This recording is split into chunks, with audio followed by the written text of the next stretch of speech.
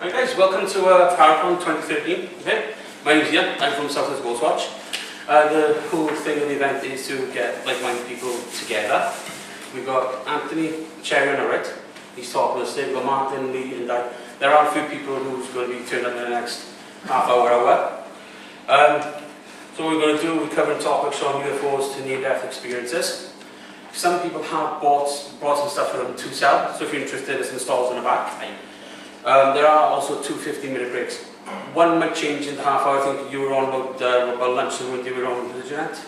The other day? What time did you go? You got about half hour. We might turn the first 15 minutes then into half hour and then just keep the other 15 just in case we're playing on time with Garen because he's up in Castle at the moment, so he might be a little late with us. So what we're going to do, we're going to start kicking things off with, I believe it's Martin. So this is Martin Shrewsbury, and he's going to start talking to you about the parapsychology. I'd like to begin by first apologising. I think it was about 24 hours ago, I was in a state between the worlds. I was having an operation on my nose, and I'm not quite back to my normal self at the moment. But what I want to do is talk to you about the general history of parapsychology and why parapsychology needs serious study, and also why we have to be very careful with the things we look at. And what I'd like to begin by talking about is why this interest in parapsychology, particularly in the last 150 years. And I want to sort of sketch a history of why this sort of interest and our sort of investigations and our own particular interests have particularly begun to blossom in these last 100 years. And I want to put it into some sort of historical outlook. So I'm going to give you the boring theory, and this lot are going to fill in the more exciting stuff. Now, let's go back 2,000 years. Right? I'm not going to try and give you a history lecture, but I'm going to try and sketch the situation as it was at the time of the Roman Empire. The Romans didn't really care what you believed in. Yeah? The Romans were interested, and as long as you supported them, you could believe what you like. Now, over the last 2,000 years, 2,500 years, things have varied and have changed. And if you go back to an early worldview of different religions and different perspectives and different spiritualities, nobody had the nerve to say that your view of what the world was about was wrong or right. What was important was that the things you believed in, the attitudes you had, the way you treated other people, and the way you believed about what you believed about the world was something that was open and relevant to you and nobody else. And it may simply be that here in 2013, it has taken us 2,000 years to get back to that time when there are as many varied worldviews as there were then. What got in the way? Well, once the Roman Empire began to experiment with different religions, different outlooks, and say, we don't mind what gods you worship as long as we can have a little bit and share a little bit in that. So we want you to honour the emperor quite regularly. Now, when we began to develop the first ideas that some people's views were right and some people's views were wrong, we got to the period when the Roman Empire began to struggle with the emerging Christian church. Now, I don't want to sound anti-Christian because there are many interesting Christian ideas that are valuable and are tolerant. But the simple idea that our religion is right and yours is wrong immediately means that anything that is not allowed, that is not told, that is not said to be acceptable, means if you're not on our side, then you're with a bad guy. if you're not a follower of the true religion, then you're with the devil. And I'm sure many of you with an interest in parapsychology and different ways of looking at the world have probably at times been told, yeah, that you shouldn't mess with these things, that it will do you no good. Now, as a kid, when I was 5 or 6, my dad used to read me the legends of the Greeks and the Romans and the Norse. And I thought it was wonderful. And I get to school and I asked the teacher, "Excuse me, Miss Searank, how do we know the Christian Church is right and these Romans and Greeks and Norse believers are wrong?" And I can still see the look in her eyes when she said, "Because they're wrong, because God told me, and there is only one true faith." So, as we look over the last 2,000 years, we find ourselves, up until about 100, 150 years ago, being in a situation where open discussions of parapsychology, of UFOs, of shamanism, 400 years ago, myself and Auntie would probably be dragged out and burnt out there in the streets of Neath, because we were talking to beings, talking about the way the world is, that wasn't accepted. We owe a great, shall we say, responsibility, a great honour and a debt to early psychologists like Freud and to Jung. We owe debts to I.M. Malakas, who said when the church dominated the empire, "You Christians have made the world a lonely place. You have driven the gods and the spirits from it and made it empty and without life." And the problem is, if you start believing in dominant ideas, in dominant views, which say everybody is wrong but the ordered church, then you run into trouble. So, let's go back, let's look back. A lot of the ideas of parapsychology have always been there. Actually, the translation in the book of Genesis, which the King James Version said was that man was master of the environment. The actual word in Hebrew is not master, the word is steward. And being a steward is a damn sight different to being a master. And being a man is a damn sight different to being a man and a woman searching for spirituality, searching for other ways of looking at the world. And as we have seen a rise in things like shamanic beliefs, as we've seen a rise in psychology, as we've seen a rise in ecology, as we've seen a rise in feminism, we have begun to rescue and challenge this world order that there is only one way of looking at the world. And this is why meetings like this are so important, because they help us to begin to challenge the idea of an overarching dominant ideology, a dominant view that one lot of people have the right view. The psychologist who probably most influenced me was Carl Gustav Jung. Carl Jung, his father was a Lutheran minister and his mother was a medium, spiritualist. And so as he went through his life, he began to look at the world in different sorts of ways. He began to understand that there was not one overarching way.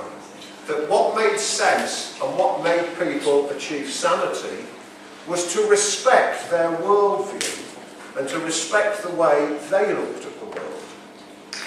And that by following what you found to be useful, not right, but useful, you began to interpret in different ways the values of challenge, of asking what was really going on, of what was possible. And it's still very difficult sometimes to challenge an orthodox view of what the world is about. We've reached a stage where we used to think we would know everything. Einstein, when he developed relativity, challenged the whole idea that the universe was a machine, that it followed certain laws. And as we go lower than the subatomic, we begin to realise that the world is a very flexible, a very challenged, an interesting place where it's not simply cause and effect. That how we actually begin to relate and respond to the world is varied. Richard Wiseman, who is a standard psychologist, did some research on lucky and unlucky people.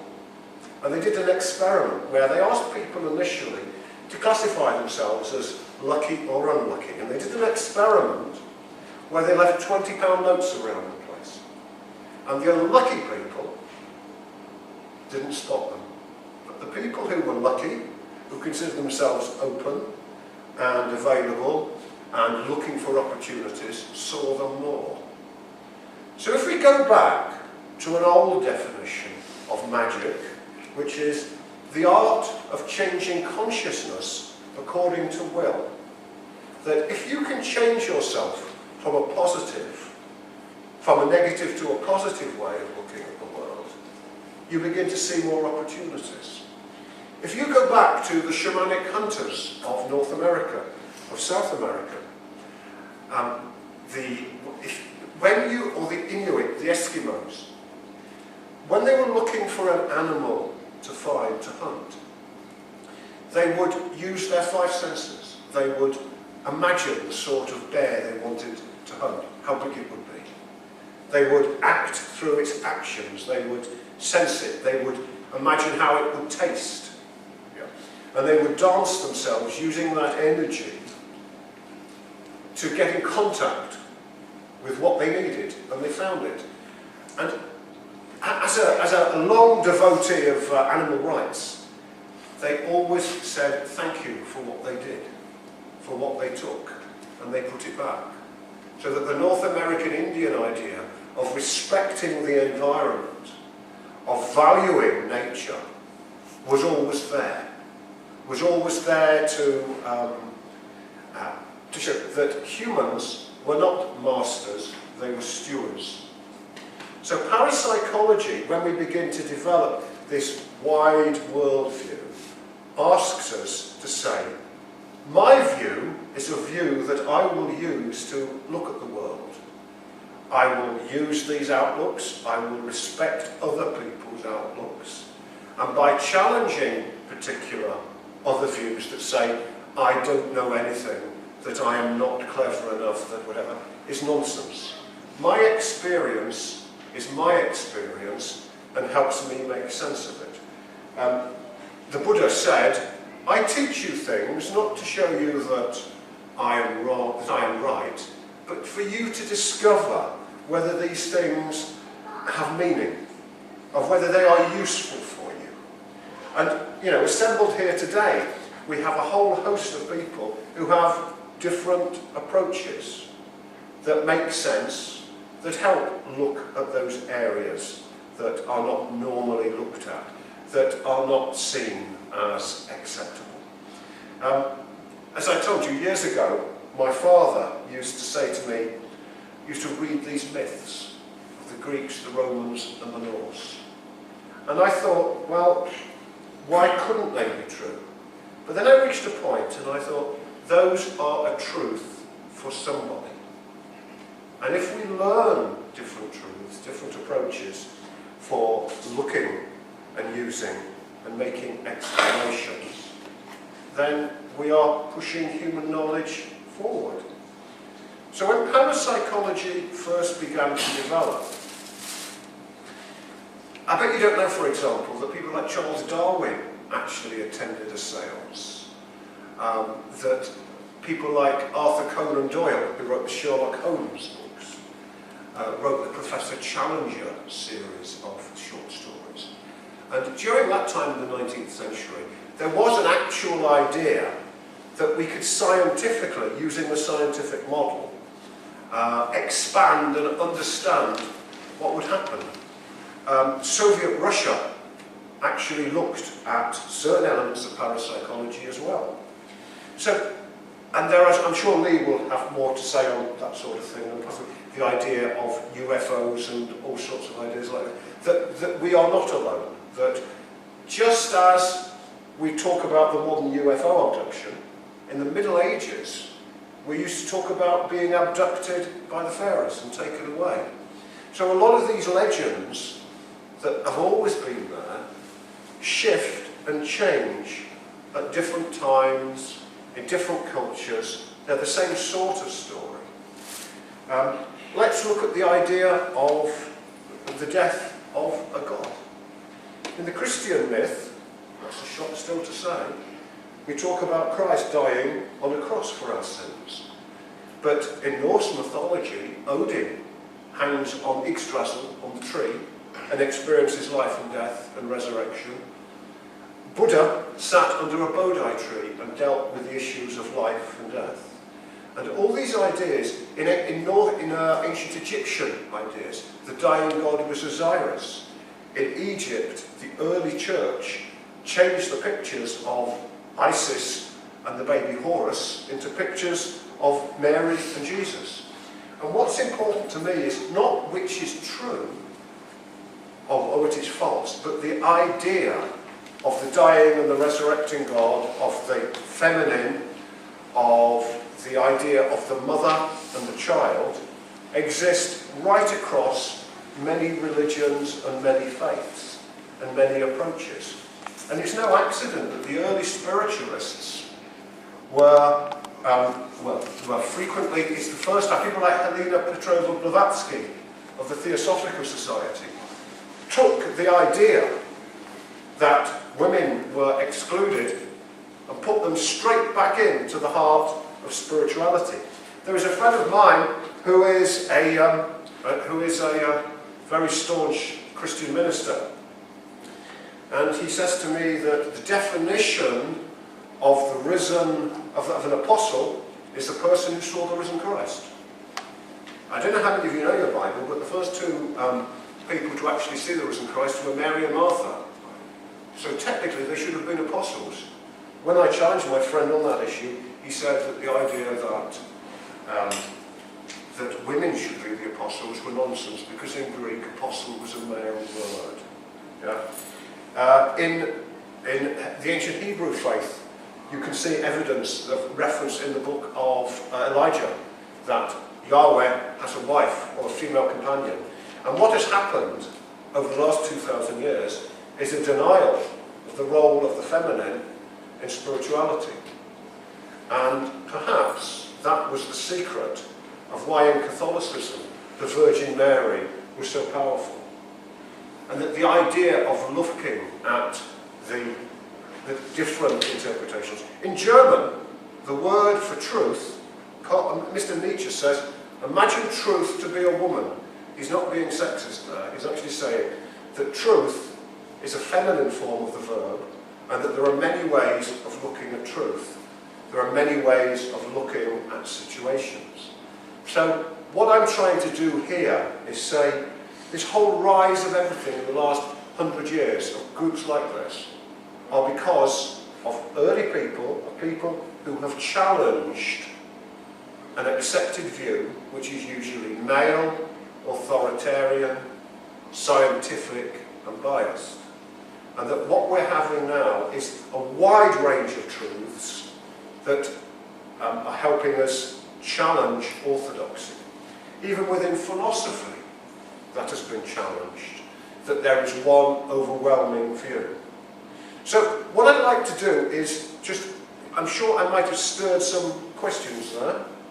Perhaps you want to come back with me with a few points there.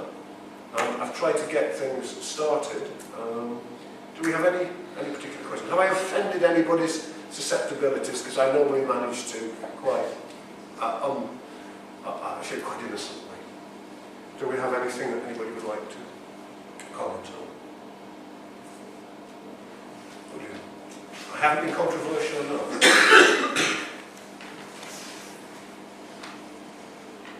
Oh dear.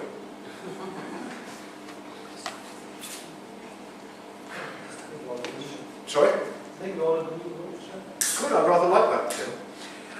One of the things that always interests me is, I don't know how many of you have looked at Carl Jung's works. There's a book he's written called Memories, Dreams and Reflections. It was written at the end of his life. I don't know what you know about Carl Jung, other than I've mentioned, is that he initially squabbled with Freud. Freud's idea was very simple, very crucial. It was that everything that wasn't acceptable was repressed, and that by accessing information, by going into the unconscious, we could extract certain things. Now, let's talk about the difference between Freud and Jung. Freud argued that everything was a repression of sexuality. Jung said we should learn to celebrate the things in life. We should learn to celebrate our creativity. And because of Jung's linkages with his father was a minister and his mother was a spiritualist, it was a situation where Jung challenged that narrow Freudian view. And he began to look sensibly at things like astrology. He looked at dreams. He looked at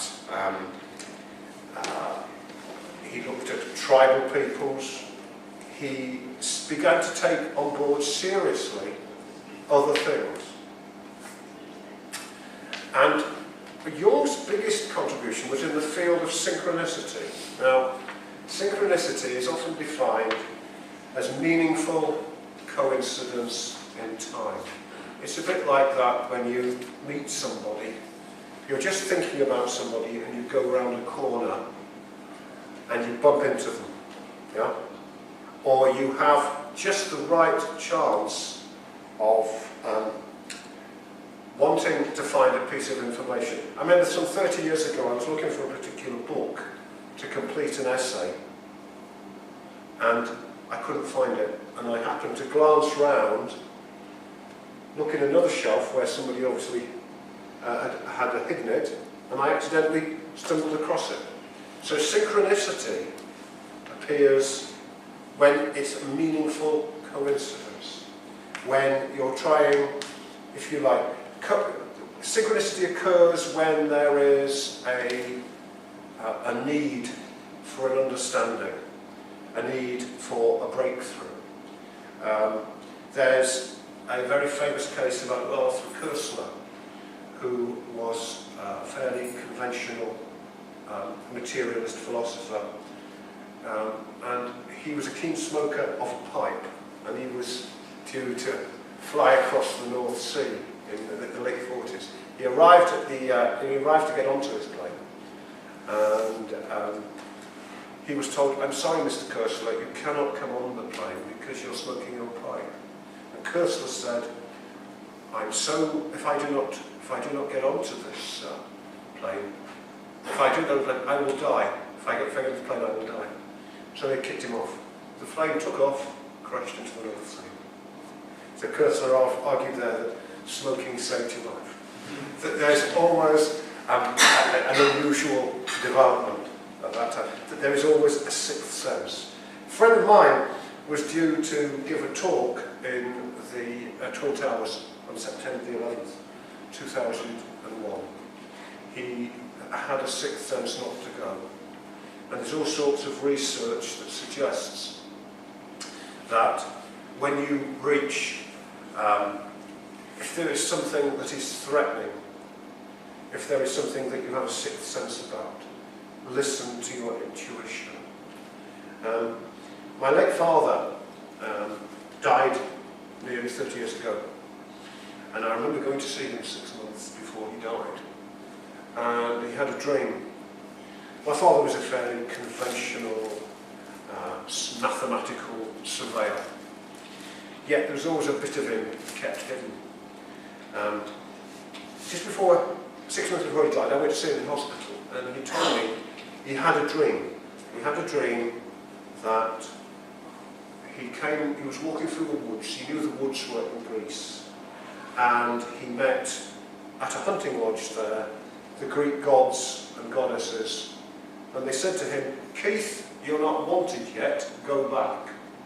So they sent him back. And I remember him saying to me, "For God's sake," he said, "don't tell your mother." She couldn't stand it. But this is the sort of thing, yeah? And after my father died, I began to discover all sorts of books that he had that had been hidden at the back of the cupboard. Things like Teilhard de Chardin's, talking about more spiritual, meaningful ways of looking at the world. And the other unusual thing happened was that after my mother died, I began to find unusual things. I found a card in a bag that was from a tarot reader on the front at Rill in the last part of the 19th century. Things like that. And I sort of have this vague memory of reading books, Magic and Mystery in Tibet, that I found in a cupboard in my grandparents' house that I read then, and for them I was ruined by them. It was too late, I couldn't believe in absolute truth, I had to look at these different alternatives. So all those ideas are there for all of us, but it's only at public events like this that we begin to have more of understanding, that we begin to value our ways, our approaches. Now I think I've gone on quite long enough, but I'm sure anybody else can come back with something? Anything that, any particular issue? I'll have me in this post-anaesthetic state. Yeah, hi. Mainstream science seems still to be locked in this old world view. There was I'm sure you know about the Sheldrake and the Graham Yes. TED talk Yes. situation. What are your thoughts on that? Are they going to kind of break away and start having an open mind, or are they still locked into an empirical thought process? Well, it's a very good friend of mine who has a PhD in quantum physics. He's quite rational. And he's beginning to say that a scientific explanation of the world, whereas has some value and some interpretation, doesn't explain any of it at all. I mean, a scientific method depends on being able to replicate and go over and over things, over and over again. There are lots of experiments, there are lots of insights that we all have that cannot be replicated in science. The whole field of therapy and healing cannot be replicated. For example, the approach that might work on, say, Lee or on Tim there would have to be unique for them, yeah? But it's the idea that there isn't an overarching idea. And I do think that the development of quantum physics and that the ideas that every electron is aware of the position of every other electron in the universe, and that we might be quantum beings, yeah, begins to challenge the old Newtonian idea. I mean, I'll give you an illustration of why science frequently gets it wrong. I saw a program a few weeks ago on Isaac Newton. Now, we all know Isaac Newton, you know, did the scientific stuff, the idea that the universe was a machine.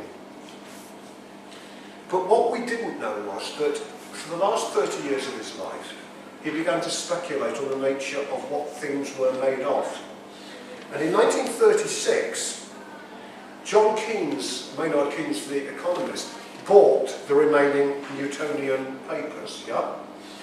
And it wasn't until the 70s, when somebody was looking at them, when they realised that some of the things that Isaac Newton were on about were the same sort of things that Albert Einstein was talking about, yeah? That the idea that a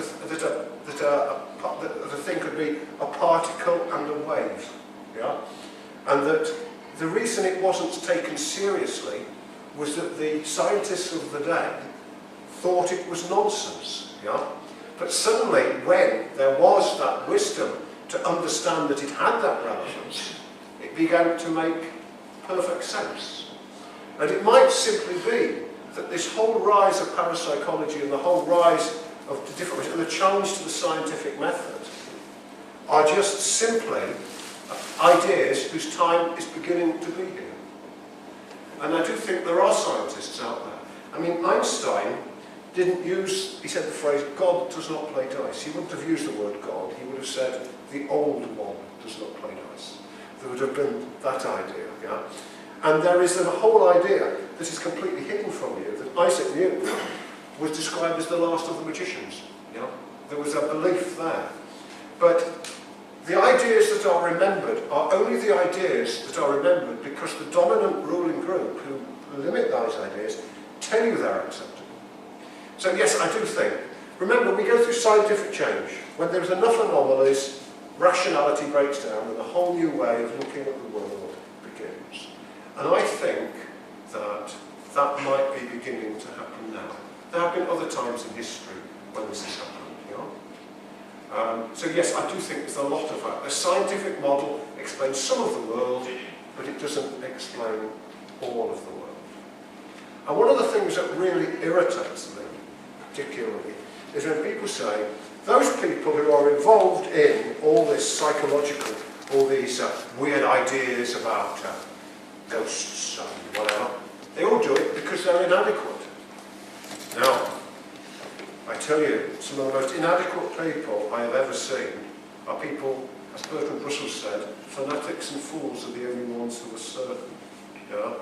It's our tolerance and our wisdom and our different ways of looking at the world that make us hopeful for the future.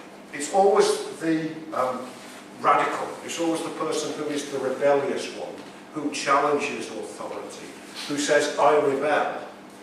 It is the crank who launches the revolution in ways of looking at the world.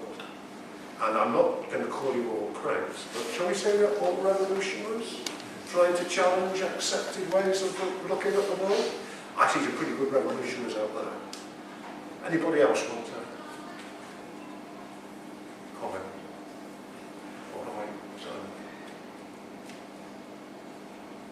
We'll be very quiet.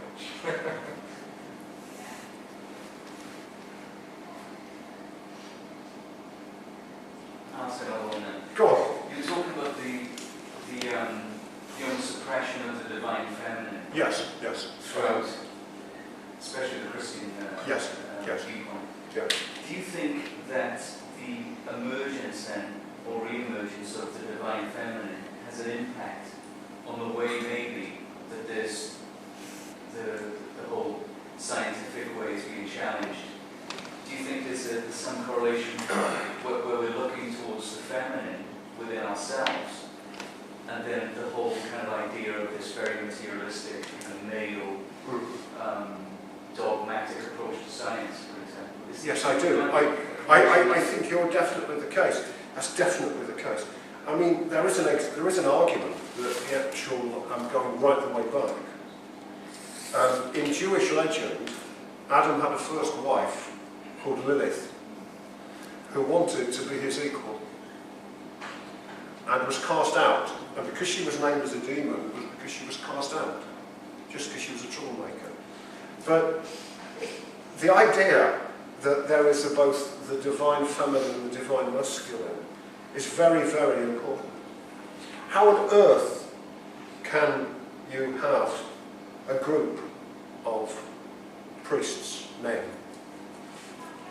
talking about the institution of how men and women should relate under the doctrine of celibacy? It would be like me as a vegetarian advising the meat industry. How on earth can you do that? The divine feminine, a feminine energy, is more critical, is more, looks at quality rather than quantity. It looks at different assumptions and different approaches. it says that there is no such thing as being wrong, that we are, every step is a step forward to different ways of looking at the world. Yeah? And that some things are not discovered by rationality, but are discovered by accident. That certainty is not the case. That we don't really know cause and effect. Great philosophers like Nietzsche, people, the last great, why is it that under this Judeo-Christian idea that women have been excluded? Why is it that no women philosophers have been stressed? Apart from the last 100 years, we have to go back to people like Sappho, to people like Hypatia. It was because the dominant group at the time didn't listen to part of society. How different could science have been listening? Some of the people in astronomy, the people who discovered the early parts of astronomy, could never be accepted because they were women. Isn't it amazing? It's taken us 2,000 years that the church is still debating about whether you should have feminine female bishops. While I was on the pagan idea side of life for the last 2,000 years, they've always celebrated a full priesthood, both male and female. Sounds obvious, isn't it? It's obvious. It's obvious. It's obvious. We lost a lot of info and a lot of the Great Fire in Alexandria, a lot of, Yes. so much was burned, and there was obviously a lot of hierarchy, women philosophers. Yes. Perhaps there was a lot of writing there that unfortunately has been lost. Yeah, I think so. Is it precisely an awful lot? Yeah, am I going on too long? No? Yeah, there's been an awful lot of stuff lost there, yes. Martin, you made the point of how historically Christianity is, sidelined women, in particular followers of Jesus Christ, how they read English in history. And I think the New Gospel seems to have shown that possibly, Jesus Christ may have been married and, had children, which would have been quite normal, Oh yes. for someone, from someone of his background. Where do you stand on I think it's interesting that the only gospel of the exact words of Jesus Christ in the Aramaic, the Gospel of Thomas, is actually left out of the Bible. And that I have a suspicion, like Nietzsche, that modern Judeo-Christian belief was probably invented by St. Paul. It had nothing to do, as such, with the actual words of Jesus. Yeah? That the idea of, if you look at Christianity in its ordered state, set up by St. Augustine and St. Paul, both had reasons to play down the feminine. St. Paul, because of his orthodoxy, in which he didn't rate women as important. And St. Augustine, as somebody came out with that great phrase, oh God, make me chaste, but not yet. Let's remember that St. Paul was not the most tolerant of people. Whereas I sort of get the idea that looking at the early disciples, who was it? My knowledge of the disciples is a bit limited. They were ordinary people. They were people who were revolutionaries. They were people who challenged. There was the thunderers who wanted to challenge the things. Perhaps we have lost so much. And the interesting thing I have is, I have a friend who is an evangelical Christian who is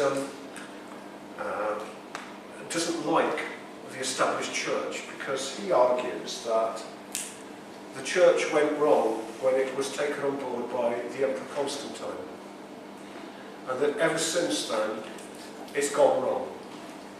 And it might be that all great ideas, when they're blocked, when they are taken on board for political reasons to unify the state, that we lose contact with what it's really about. that really what it comes down to is us rebelling and understanding what the world is about. Yeah? Perhaps, suppose, you know, one of the things that I always find really difficult to get my is the idea of blasphemy.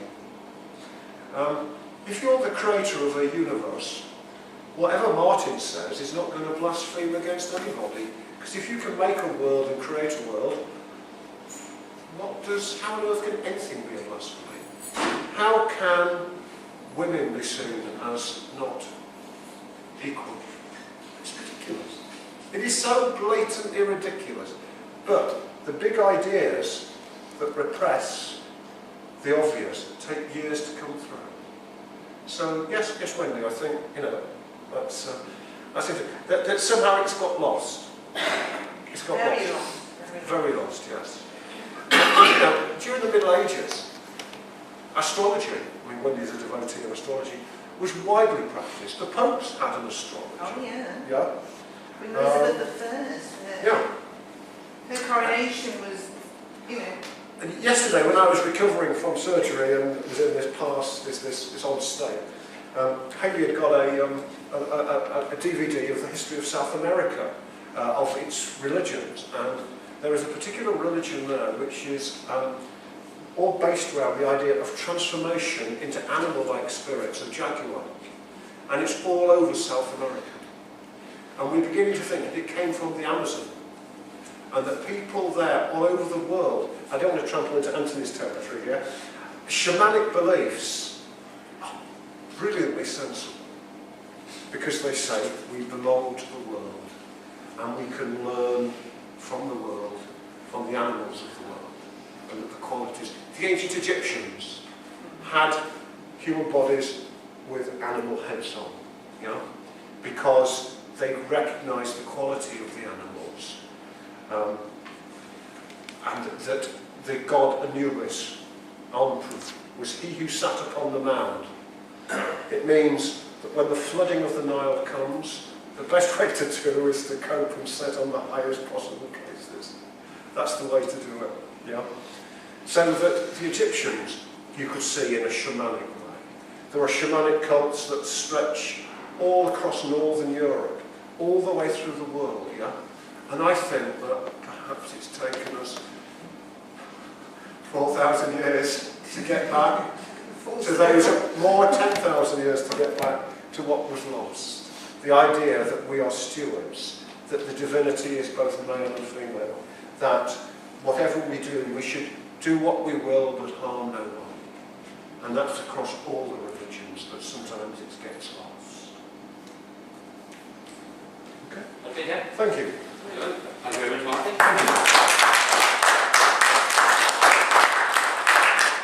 Do we have any questions before we move on to lead, or are we okay? No questions? I'd like to introduce you to...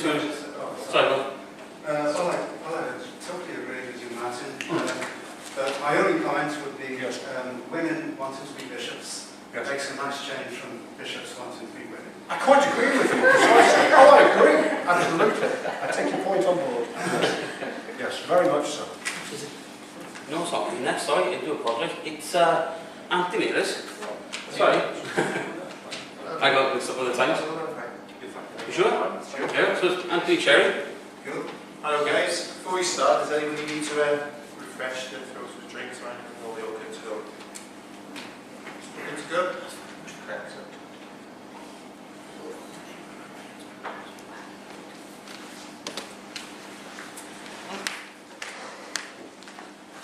Okay, following up from Martin, where do I go with this and how do I get this over as straightforward as possible? I think what I'll do, I'll start from the beginning of where my experiences are from. I'm going to talk about the shamanic approach to haunted places, people and homes. And I think it really started when I was youngster. I was living up in Hull, up in the North East, of course, there. And my cousins were around the same age as myself, and we used to be just always fascinated from scaring the wits out of each other. And we would draw these really bad, like, monsters on the back of my grandmother's door, and we were running around just scaring the hell out of each other.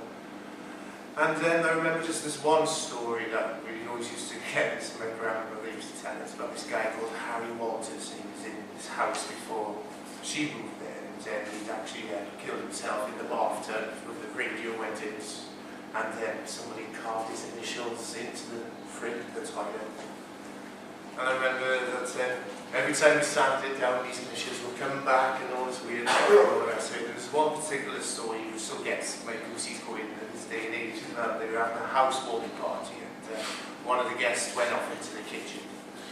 And he was there getting himself a drink fixed next to him, he heard a drip noise next to him. So he turned around again and he saw this big naked fat bloke next to him, the green glowing colour. It was just like, he was just staring at him menacingly. Like, I was like, ooh, and he goes, Harry Walters. And we were all used to, my grandmother used to tell us this when I was 5 years of age, you know, when I don't know where I am now, it's strange. But, and I think, you know, I've always been knowing and understanding, there's always been something more than just this physical existence or reality. I don't know if there's a calling from since I was a child, but I've always been through, and as I went through my teenage years, turned my hand to Wicca traditions, I turned my hand to different paths and all that else.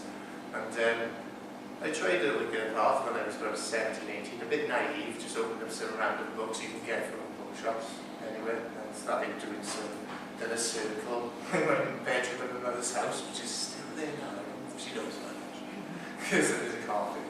Cut the carpet all a big square, 8-foot circle. Painted it again, I just started doing some random invocations about some goddess energy, and I mispronounced the letter. One letter in the entire word, mispronounced it, and summoned something else a bit darker than I thought.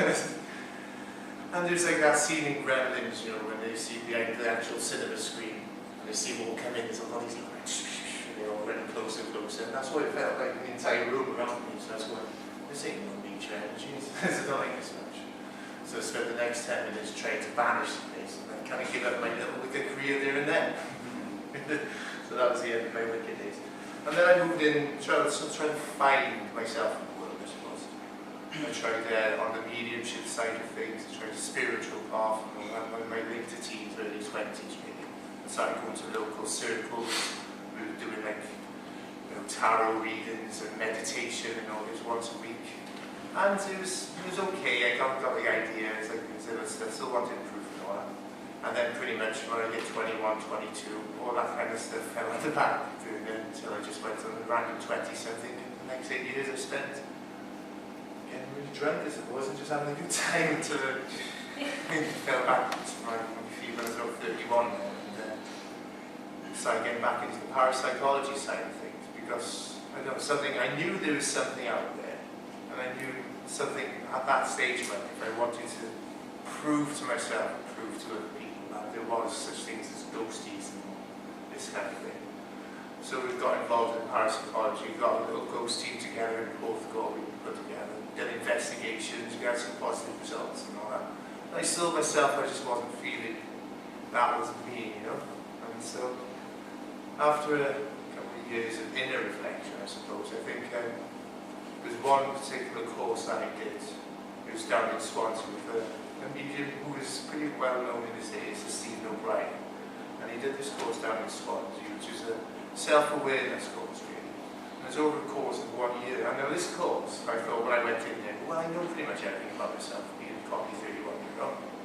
What else is there to know? Do I have to do this self-awareness course? So I went there thinking I knew everything. Came out a year later knowing absolutely nothing about myself. It was fantastic, and it really opened up my perceptions of what I was around. So it was an inner search rather than looking out there. I was looking here first. So if I definitely recommend that course. And then that's when I bumped into a shamanic practitioner first. So I thought, right, I kind of knew what I was searching for. I kind of know that the spirit exists. Instead of them coming to me, why didn't I go to them? So that's where the shamanic cycle I came into. So I met up with Sarah Hallcroft in Brecon, and she took me under her wing and showed me the insights and paths of shamanism, modern shamanism, and this today. So after about 4 years of intense study, and I'm still studying now all the time, still not knowing anything about anything, I've become where I am now, in front of you, as a shamanic practitioner, and I'm going to talk to you about now my approach to haunted places and things, and all that kind of stuff going on. That's where I am now. Are we all good? Yeah. I'm not rushing into much tonight. So, shamanism. What's people's beliefs and concepts of what shamanism is? I'll put this out to you now, so if you all got kind of understand where we are with shamanism is to you. Anyone want to feedback what shamanism is to them? So you all have a good idea of what it is about. Yeah, helps a lot. Sorry, what is shamanism? Shamanism it's a tradition which started about 40,000 plus years back, and it's pretty much started over in Siberia. I mean, the term shaman is a Siberian word, which translates as a seer between the worlds. I mean, there's different paths of shamanism, but basically the word is a Siberian in nature. And the Native American tradition, which is called medicine men, down in Peruvian, they're called Encardos. They don't actually use the term shamans themselves, but it's this concept. Here in Wales, we've got the Celtic, the old Druidism ways, and we've got little bits of religion then. yeah, it's got little bits of traditional bits and pieces. I mean, pretty much all these native cultures, from right the way back into the Roman caves, there's shamanic approaches to working. Basically what it means, we work with the world of spirit. So as we go into the spirit world and we work with our spirit guides, and work with spirits of places, work with all that kind of stuff. And how to get there, we achieve it by different traditions in Siberia. They traditionally use the drum to get sustained monotonous beats, which will help them go into a trance, and then they'll be guided by their spirit guides into particular worlds which they need to go for their information, knowledge, power exchanges, etc. Down in the Amazonian basin, they'll use ayahuasca, which is a psychedelic, which is a medicine, they're great for them. They'll just get high. And then they'll see the spirit will manifest in front of them. And that's how they work. Again, in Native American traditions, they'll use chanting and they'll use smudging techniques. Just to all, the same focus is to get into a trance state for them to be able to get contact with the spirit world easier. What I do in my tradition, my path really, is that I'll take what works for me and what is needed at the time. My best goal, rather than get smashed on some dodgy ayahuasca knocked in from some Peruvian channel, I'll just use the drum, which does the trick really well. And I'll use the drum and I'll journey, and I'll just travel off into the 3 different worlds which are called shamanistic. There's the lower world, there's the middle world, and the upper world. And these 3 different worlds are what this worldwide, the guidebook, rulebook really for what shaman really wants to go. And the lower world is a place of power where we journey down to invoke power animals, power energies, etc. It's a creation power, a creation of energy where we go to get stuff that we need for ourselves or for we've got clients for them. The middle world is this world really, the physical plane, but seen from a spiritual viewpoint. So as you go into a trance here, you'll see the middle world. It's the physical world, but then you see like projected over it. There'll be like there'll be the fae folk will be there. There'll be ghosties walking around there. There'll be great nature gods and energies there. Oh, it's a very busy world. And then the upper world is the place where we go learning knowledge. It's the ascended beings, the place of the Grand Masters, the Archangels. That's where we go for advice and guidance to get what we need for that. So what we're looking at is the world of spirit. And when it comes to haunted places, people and homes, is the middle world we're looking at really. So when we journey, we'll go to that middle world and we'll do our work there. In such a way that if I was called out on an investigation, namely private investigations I do more now rather than big commercial things. I think because it's just to help people who may have the ghosties and the bumps and the ghoulies and all that. It's more of a reassurance to them really. It's kind of a feel thing for them to relax, just to know that these things are not out to hurt us. 9 times out of 10 they just misunderstood pretty much what they are. I'll go in and I'll do a middle world journey, and I'll use my spirit guides, and they'll do an assessment of the place, and they'll take me around this place, the home, and they'll show me what it's about and who's there. And I guarantee that 9 times out of 10 I've done about 40 plus of these private space viewings in the hall.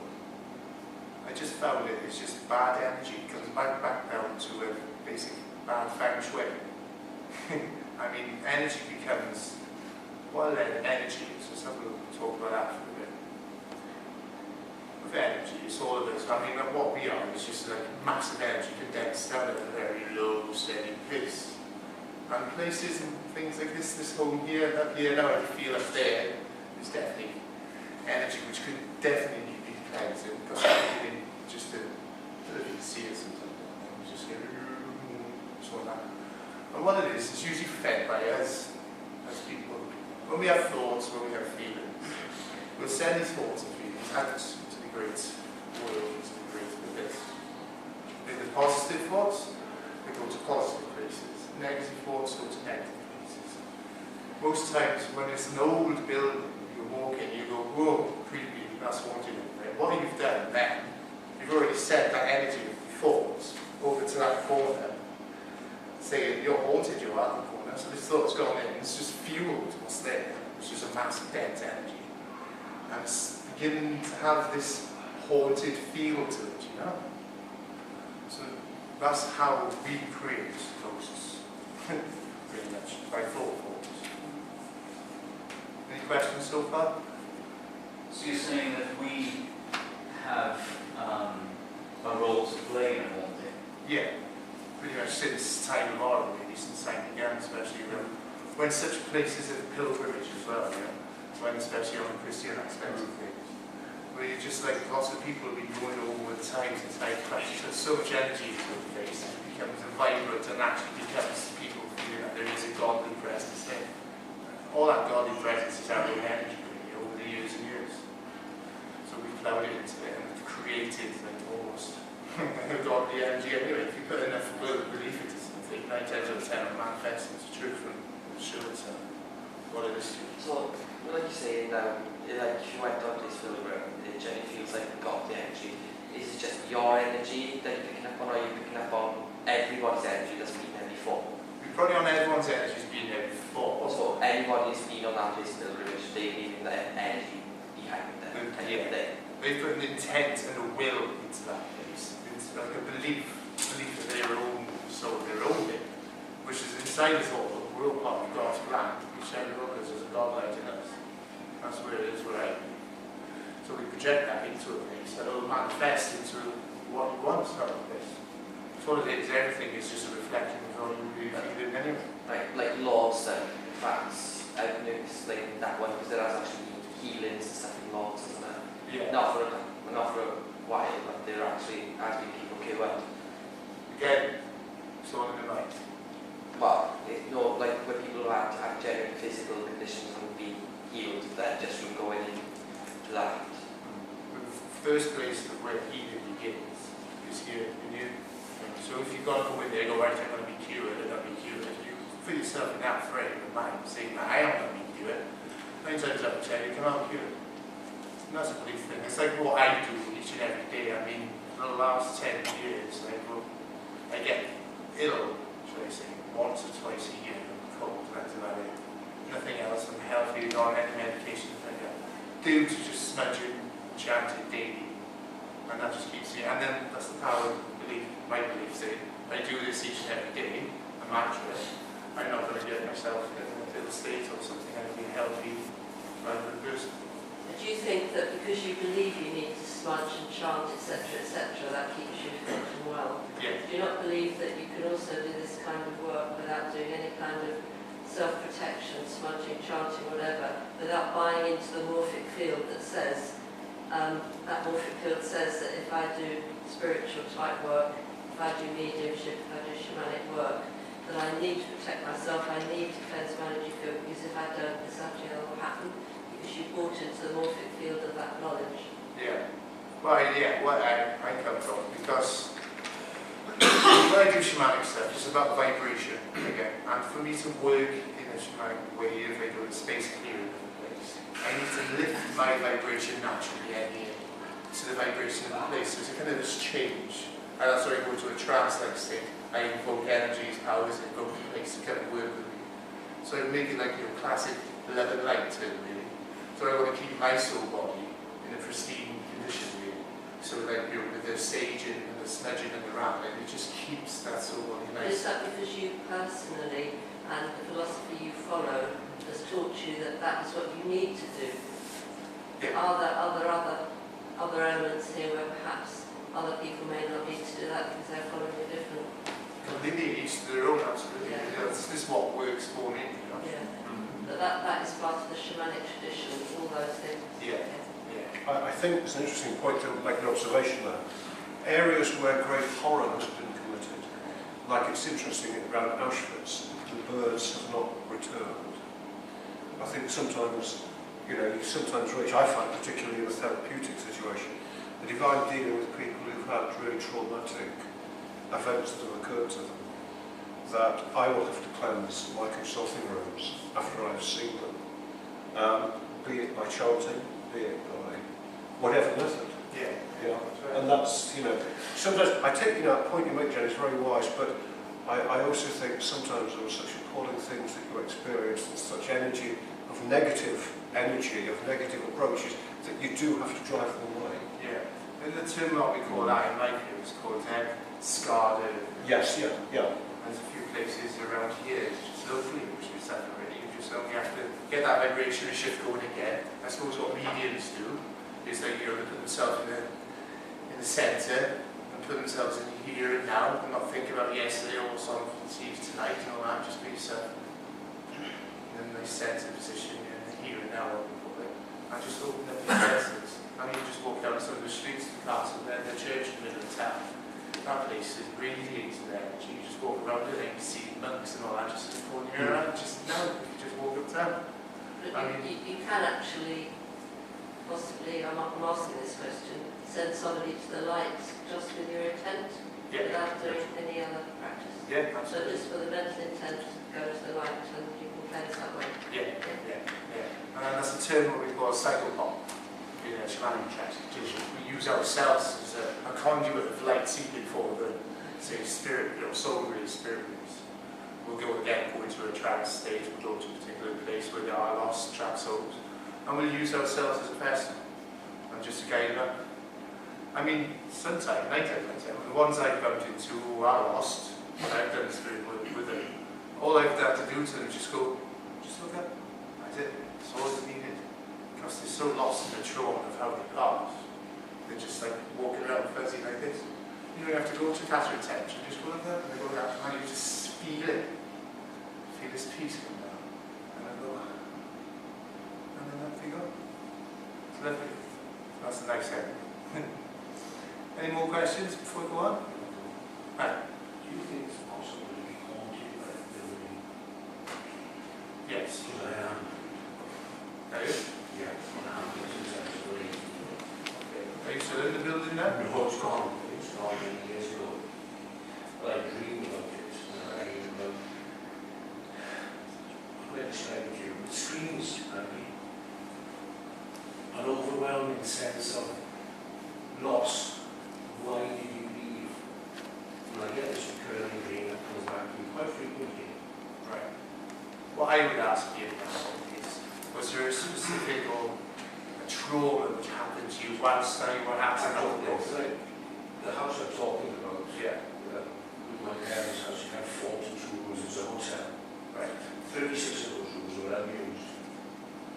That old building, probably.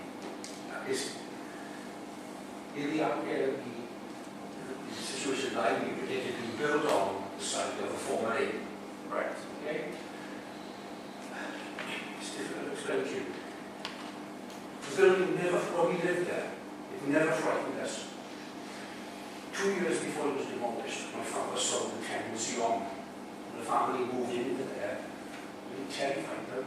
The kids were terrified. It never had that effect on us. But I still get this recurring dream of this building. It's shouting at me. Where did you go? Why did you leave? It was a weird thing. sorry, I don't want to waffle on, but I kept having this dream where I walked down the corridor and I know there is a presence and it's so close to me that it's stifling me. I can't speak. Every time I'm old Catholic, okay, I was 15 years old. I'm trying to say the Hail Mary, but I can't say it because this thing is so close to me that my words are mumbled. I had that dream for 30 years. And it frightened me, it used to wake me up. Right. I don't frighten easily, won't be. I wanted to have a dream, and the thing, the person who was that close to me was a young woman. And she put her hand out, and she touched me, she pulled back, and she said to me, "You're so cold." And I was the ghost. It was me. It was the most. I've never had that dream since. What I would ask now, so you're going from a shamanic point of view, I would say to you right now, it would probably be some kind of soul loss that you've suffered. At that place, at that time, you may have had just a simple little trauma or even a scare whilst you were there. Just something out of the ordinary might have happened to you. And what happens then? A part of yourself gets left there. And then what has happened to that, it will probably go into your soul parts, replaced. So that's, you've probably still got a cord of tied. I know it's all gone here physically, but it's still alive and well along our soul path, you know. And what I do see as a shamanic practitioner, I go back to that part where that trauma happened. I mean, this is where modern psychology comes from. It's these old shamanic traditions. And that's what I do, I go back. The journey's there. No, because that's nature happens to be there. No, that's what usually happens with soul loss. It's like memory gaps between your childhood. So that's why I research and pray, looking for as a shamanic practitioner. And I go back and try and get that piece of soul, a piece of yourself, which is stuck in that trauma of what happened. That's why it's feeling to me, and that's why it's alive and well, it's still now with you. And I'd get that piece back to you and get rid of what's in there now. That back can sever-tize.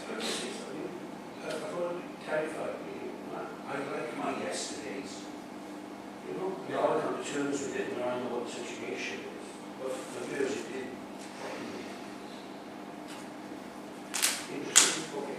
I think what's interesting about that is Carl Jung's dream of the house, with the many layers of going down to the basement. I mean, frequently what I do with clients and Anthony's, what's really refreshing is that I'm just a more acceptable form of shaman. To conventional ways of looking at the world. And exploring a house is often a way of exploring a personality. Absolutely. And rescuing parts of it. You know?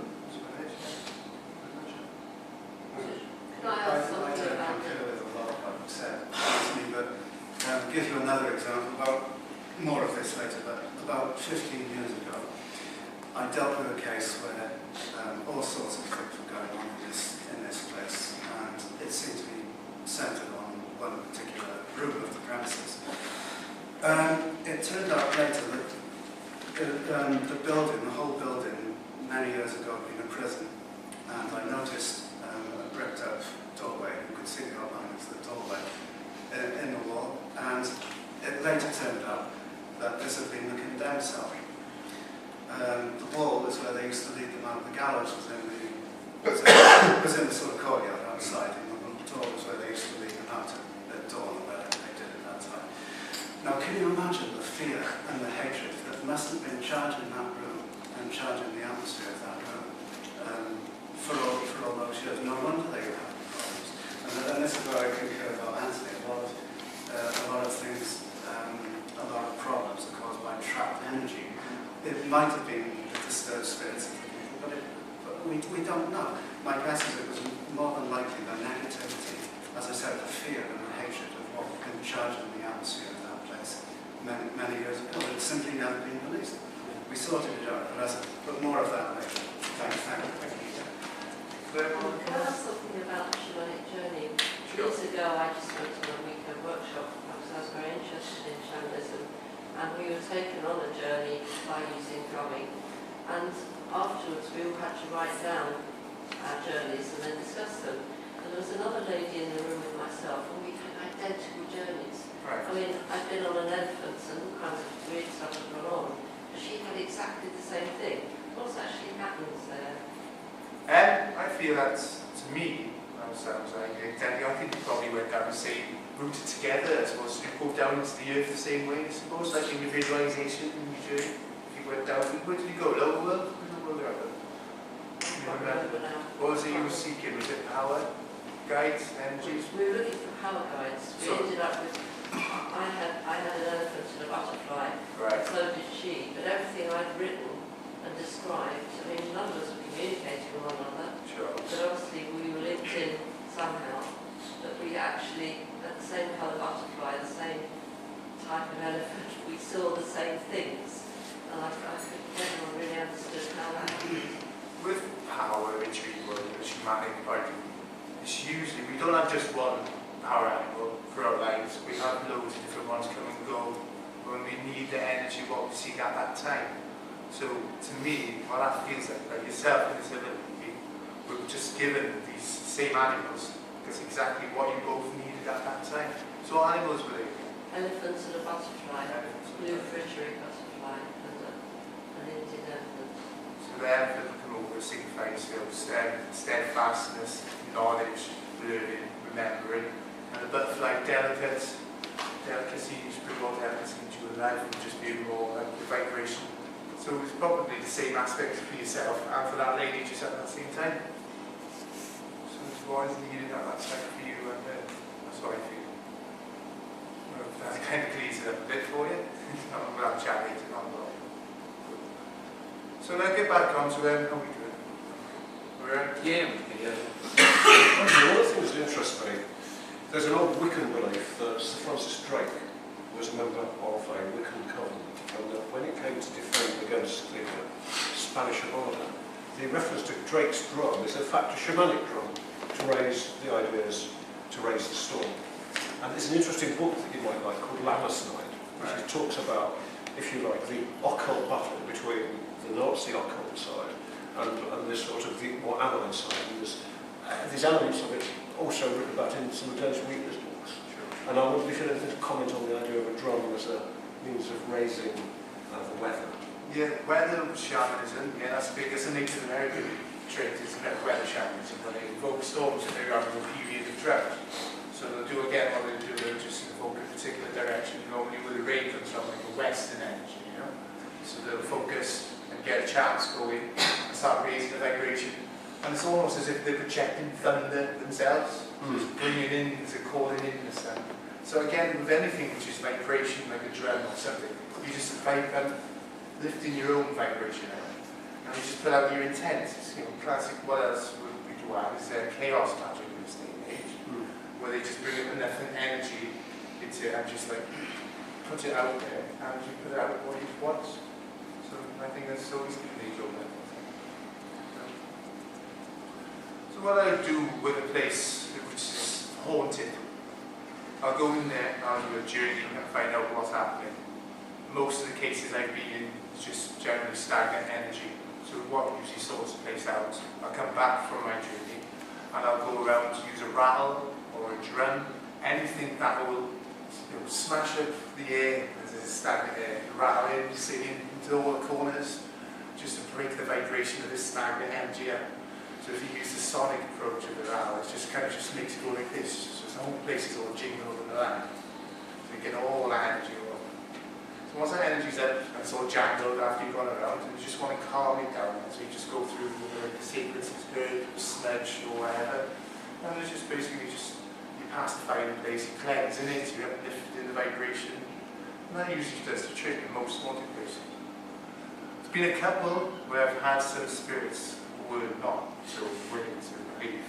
And it's been about, after the 40 plus I've done now, I think it's 3 times I've had a particular energy which was there, should have gone long ago. There was one particular one in Port Floor where there was a lady there back in the 1940s, she was from, and she was still having a party of her time. She was a lady of the night, as it were, and enjoying the company of drunken fellows who would come around, and this was still going on 3 years ago in his house. And his poor family were terrified, because come 7, 8 o'clock in the evening, the host would just become alive, you know, with like noises, shouting, screaming through all the rooms. They'd be petrified in the flat downstairs. I actually went in there one time, and walked in, and you just feel the place at times as if it was like a static charge, as if it was like a thunderstorm about to go off in this place, you know, just walk through there. So I go, alright, yeah, I am not the audio or anything like that, the physical yet, so I'll just do a journey and find out what's going on here. So I did the journey, and I got my spirit guides who work with me, and I built up a relationship with my spirit guides. Especially in the middle world, I got about 4 or 5 different ones I work with before I need it. And they'll show themselves at the time when I'm in the journey. And there's one particular one, it's called Horace. And Horace the tree keeper is like the tree essence, an energy of wood. He manifests as wood, and in this place he'd come down through the ceiling, through the wall, and you just see like an energy of this Horace guy. And so I journeyed, and I found this lady, and she was on the stairs, and she was like just laughing at me, going, no, you're not going, I'm not going nowhere. So I was going, oh, here we go now. It's just going to be a bit of a fight now. So I'm thinking, how are we going to get rid of this? Well, communicate with my other guys around me, and they were just like, right, okay, try and like talk to her and see what she was. Out of that, you know, she just died, and it's time for her to go on to healing. She wasn't having any of this particular negotiation, as they would call it. And then in the end, what Horace did just became the stairs, as it were, where she was on. He just went, sucked it down, boom, gone. There we are. Then, so I was like, all right, come back. The place was found in the space here and get the energy sorted. And come back, told the family what happened, and it was done and dusted in about 10 minutes. What stood out for me when I first started on my shamanic path was what sold it to me, really, because I'm a pretty chilled, relaxed kind of person. Someone said to me, yeah, shaving is a maximum effect with minimum effort. I go, yeah, I like that. That's it. I like that. Definitely a man's thing. Yes. I'm sure there's a light bulb joke in there somewhere. I like that one. I'm going to remember that. So when I'm looking at certain places which are haunted homes and all that, like I've done sometimes some cases in the South Wales Coast Watch, and what I do, I call it spirit liaison. Because sometimes it's not just a ghost of a spirit person in the place. It could be an energy of the place itself. It could be like fair folk, could be misunderstood. Just built a conservatory over their hall, and they're like not very happy about that because they consulted them first. It could be just simple things like spirits of plants, spirits of dogs, animals, which aren't passed on, anything with these, you know, all that kind of stuff. We'll call it like I call it spirit liaison. I'll go in there, we'll just get rid of them without, you know, just because they're there. I'll just find a mutual agreement why they're there, what do they want. You know, night time, they're misunderstood really, they just want to be known, especially in energy or spirit of the place, the access meditators as well. So they got the right to be there, they were there long before the house was built. Actually, spirit of the actual place itself. So I'll go in there and I'll communicate with them via my spirit guides. I'll come back out and tell the clients what the deal is. And I said, well, what they want now is they want a nice little plant in the middle of the fireplace and all that is for them. And just like acknowledge it daily, running water in it and say hello. And they're like, hell well, it's like harmony and balance. Again, it didn't say quite what shamanism is about. It's about balance. That's what we want. Balance in everything. We all live on the same rock. All from the little fair folk down at the bottom of the garden, right to the big nature energies and valleys, right down to us. This is respect then. So any kind of work you do, Yeah. mediumistic, shamanic, whatever, we always say thank you, sincerely. Yeah, absolutely. Yeah, we're all in it together. We're a part of, not a part of. That's the only thing I've got to say about modern Westernized world. We do think we're a part of. We need to bring that back down to where we are a part of. And by restoring balance and harmony into all these places, we get back to where we should be and where we should be all the time. Part of the balance, part of nature, part of the way of things. There's a lovely story about the wild bloody pygmies of the Victoria rainforest to keep the missionaries at bay by deliberately feeding rumours that there were ghosts in the Victoria forest. And these little pygmies, who were no more than about 4.5 feet, terrifying these massive Bantu farmers and missionaries. And it's a lovely. What's great about the shamanic tradition is it's ecologically sound. You know, we are stewards, we're not masters. You know, it's And so I'm wrapping it up there. Any further questions, guys? I moved into a new house, so it's kind of a house where it's there's a huge tree in the garden. There are two, in fact. And then I speak to the next door neighbour's daughter yesterday. She said, "Look, we're going to get rid of this tree." My partner wants to cut the tree down. My little girl and myself are kind of not into it. It's a big tree, you probably have to come down in reality. From a shamanic perspective, would you talk to the tree? Would you talk to the spirits of the tree? Would you say, "Look, I'm afraid you're going to have to go in case the wind blows you down and you smash everybody's house up"? Would you approach it from a conversation with rather than like, you're going to have this down? I would journey to the tree first with the drum. I'd say to him, right, we need to find a middle way in here. I mean, I could make you live on in a lovely staff I could fashion out of you. Or I could get some of your sapling off you and grow you somewhere else. I just need to redirect your energy to another place. I mean, if you think you've got to go in there and shut it down, you think you're feeling all emotional, I mean, you put your own feelings, so as humans really, our human emotions onto something. The tree's just being a tree, isn't it?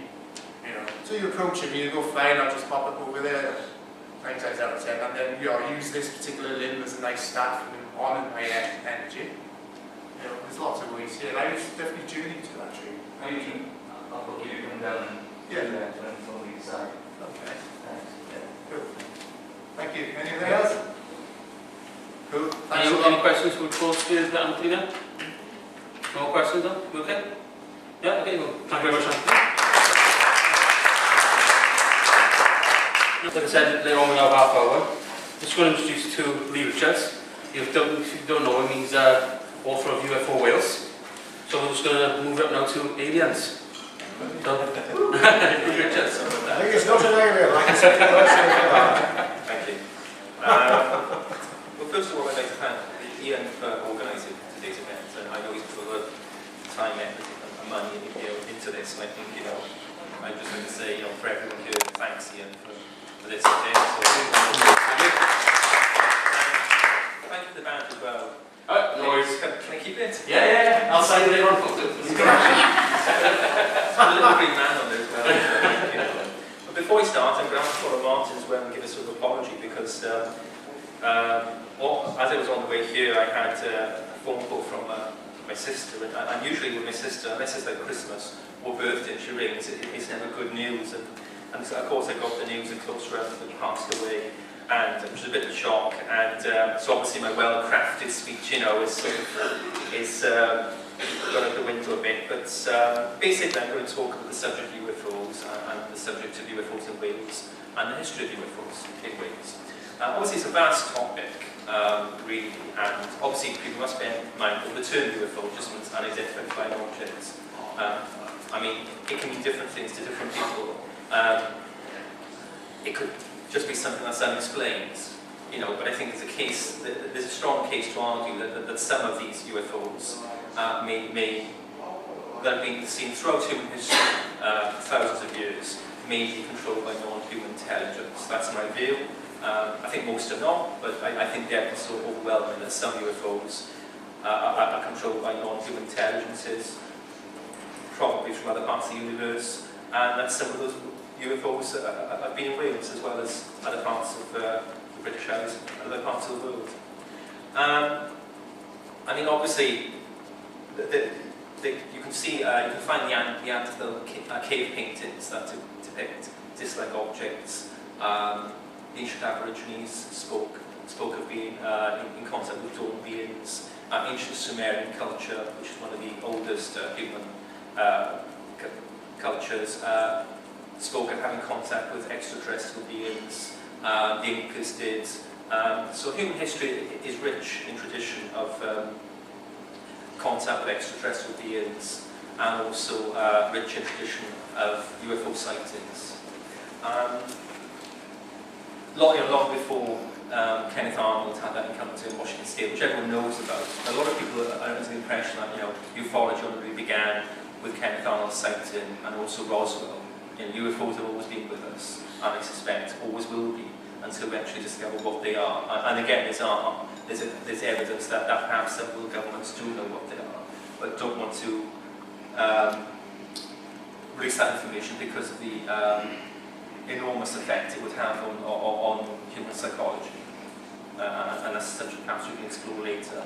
But obviously, with regards to Wales, before I start, I'll just read you an extract from something which was documented by ancient British chroniclers in the 7th, 8th century. I'll just read this to you, okay?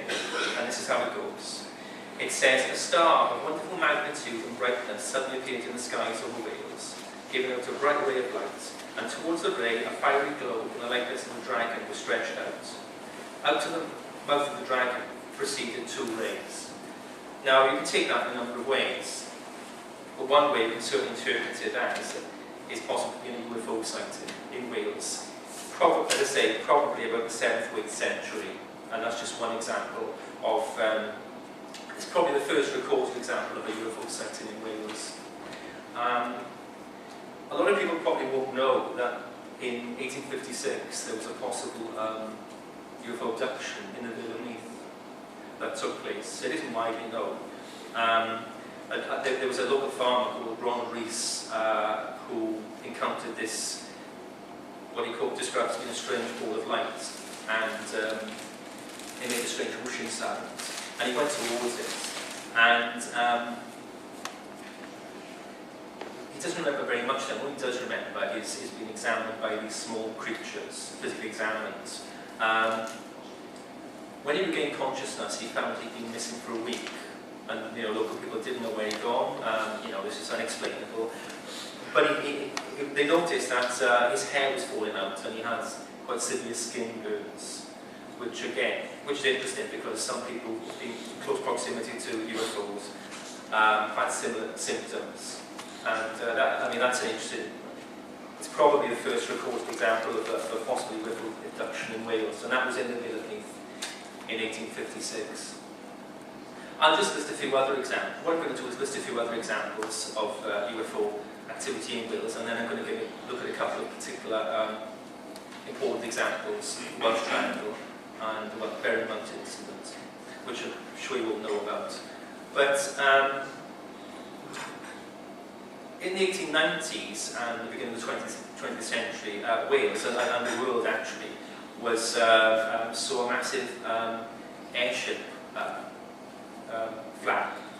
I mean, flap is a term we use to describe a lot of sightings, basically. And there was one very famous example where this massive airship landed in Caerphilly Mountain in the early 1900s, and it was observed by local people. And this is before you have things like the Hindenburg and things, where you commercially viable airships. But this huge airship landed on Caerphilly Mountain, and two beings got out and spoke in a language that people couldn't understand. They were dressed strangely, and then it took off.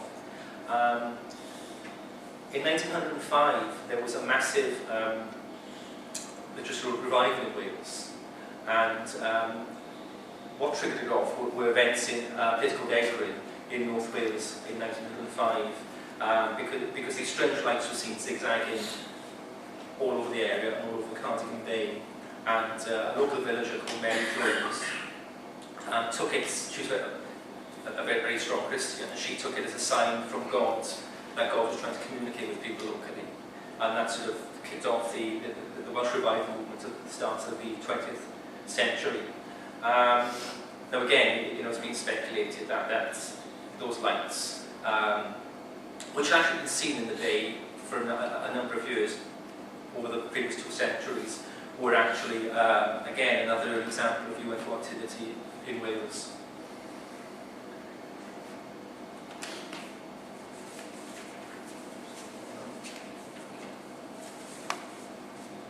So basically, they're just a few examples of early UFO activity. I don't want to list example after example because it would get boring for people. But basically, UFOs have been seen, just like in other parts of the world, in Wales throughout the 20th century. And in my book,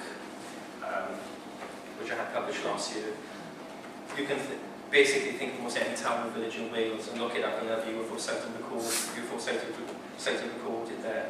And the reason I decided to write UFO Wales was because whereas there have been a couple of books written about areas of youth activity in Wales. Famous examples. There hadn't been a book written which looked at the history of UFO sightings in Wales as a whole, and that's why I decided to write it. And it is available, it's available online on sites like Amazon as an ebook, as a Kindle, and it can also be ordered as a physical copy.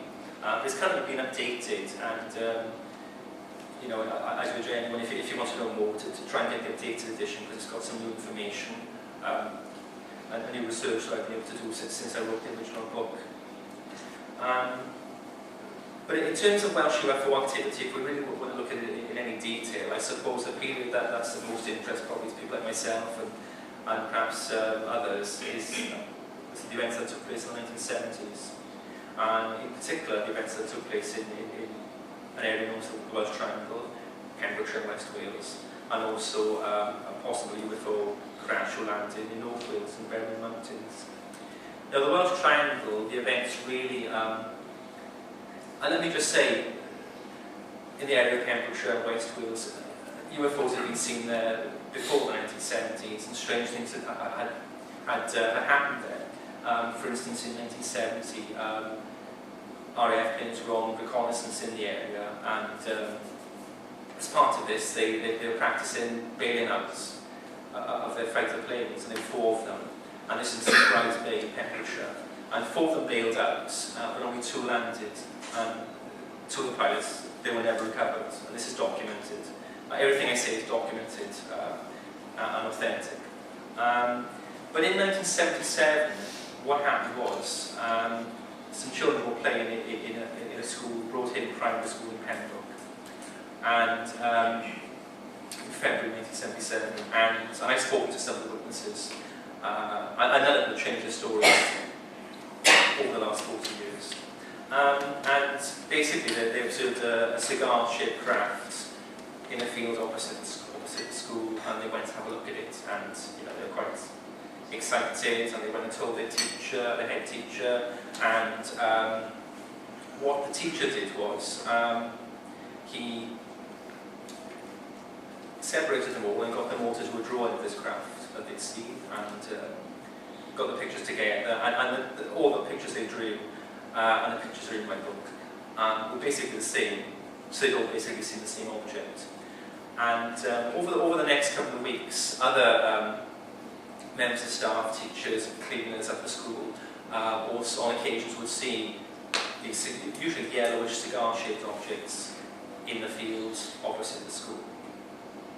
And that created a lot of attention, certainly across the rest of Britain and even the world, in the school and the children and what they've seen. But in terms of the Welsh Triangle, in the years 1977, 1978, it's probably true to say that that part of the world was the UFO centre of the world, really, in terms of activity and attention. There were so many unexplained things going on. Too many to list here. Numerous sightings of unexplained craft in the area, encounters with humanoid beings, strange events going on at local farms with animals disappearing or being moved vast distances that nobody could account for. There's an island in St. Bride's Bay in Pembroke called Stamp Rock, where strange things were seen, strange craft hovering above humanoid beings, craft entering the rock. And a number of books were written. As the number of recorded episodes grew, obviously so did interest, and a number of books were written looking at the events in Pembroke, known as the Welsh Triangle. You've probably heard of these books. The Welsh Triangle by Peter Paget, The Double Enigma by Randall Pugh-Jones, and The Uninvited by Clive Harold, which you can get them all on eBay or Amazon. I do urge everyone try and get hold of a copy, because they're written at the time, and they're all different. They all look at different aspects. Some are more sober, some are more hysterical. But they all basically record the amazing events there. And what's interesting about the events there really is that, from my experience, and I spoke to a number of people involved and who witnessed these things, that they all stand by what they saw.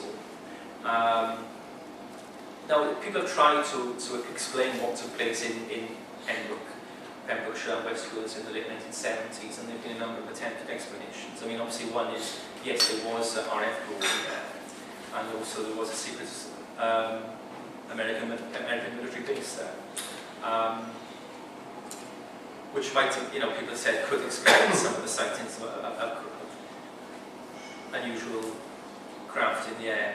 But what local people say is that they were familiar with local the aircraft from the bases, and that they were pretty sure that the things they were seeing they weren't mistaken for UFOs.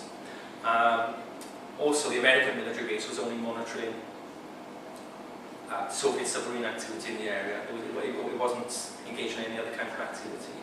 So the military presence in the area wouldn't account for all the sightings and encounters of humanoid beings.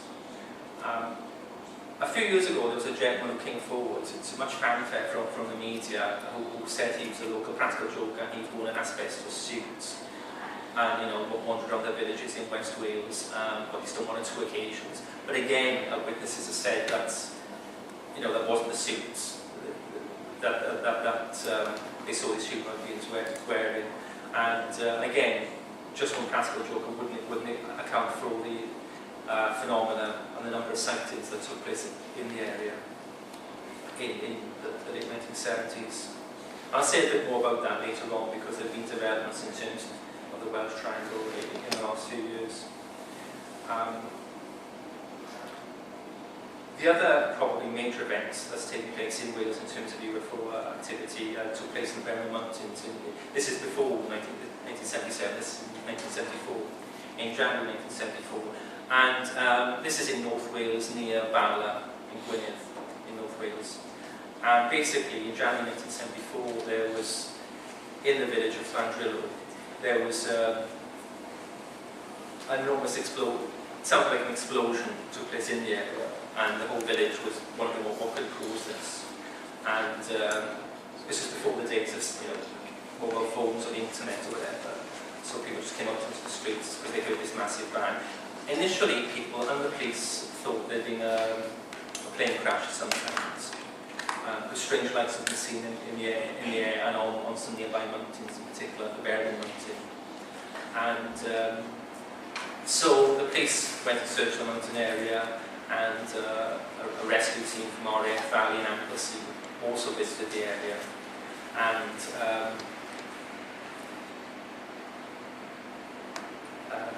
bear with me a moment. Let me go too fast forward for people.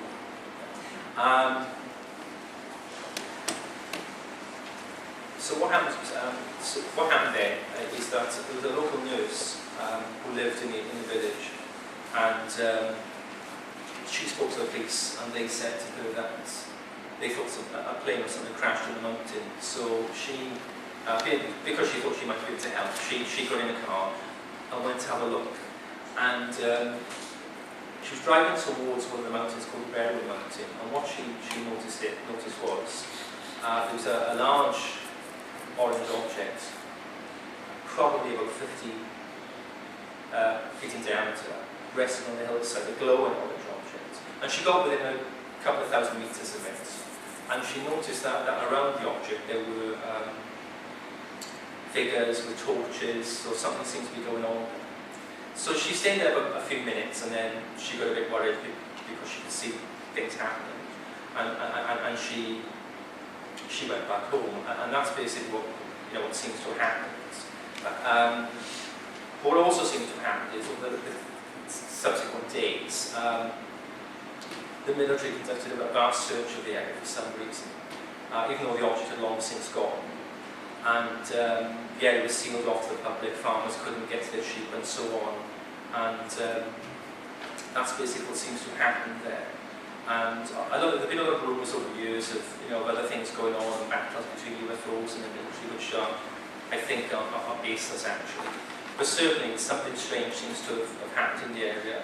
Possibly a large UFO landed in the area. Was seen by locals. And in fact, in recent years, a number of new witnesses have come forward to say that they also saw an object resting on the mountainside, and they also saw large numbers of military visiting the area. and they were prevented by the military from approaching it. And that seems to what's happened.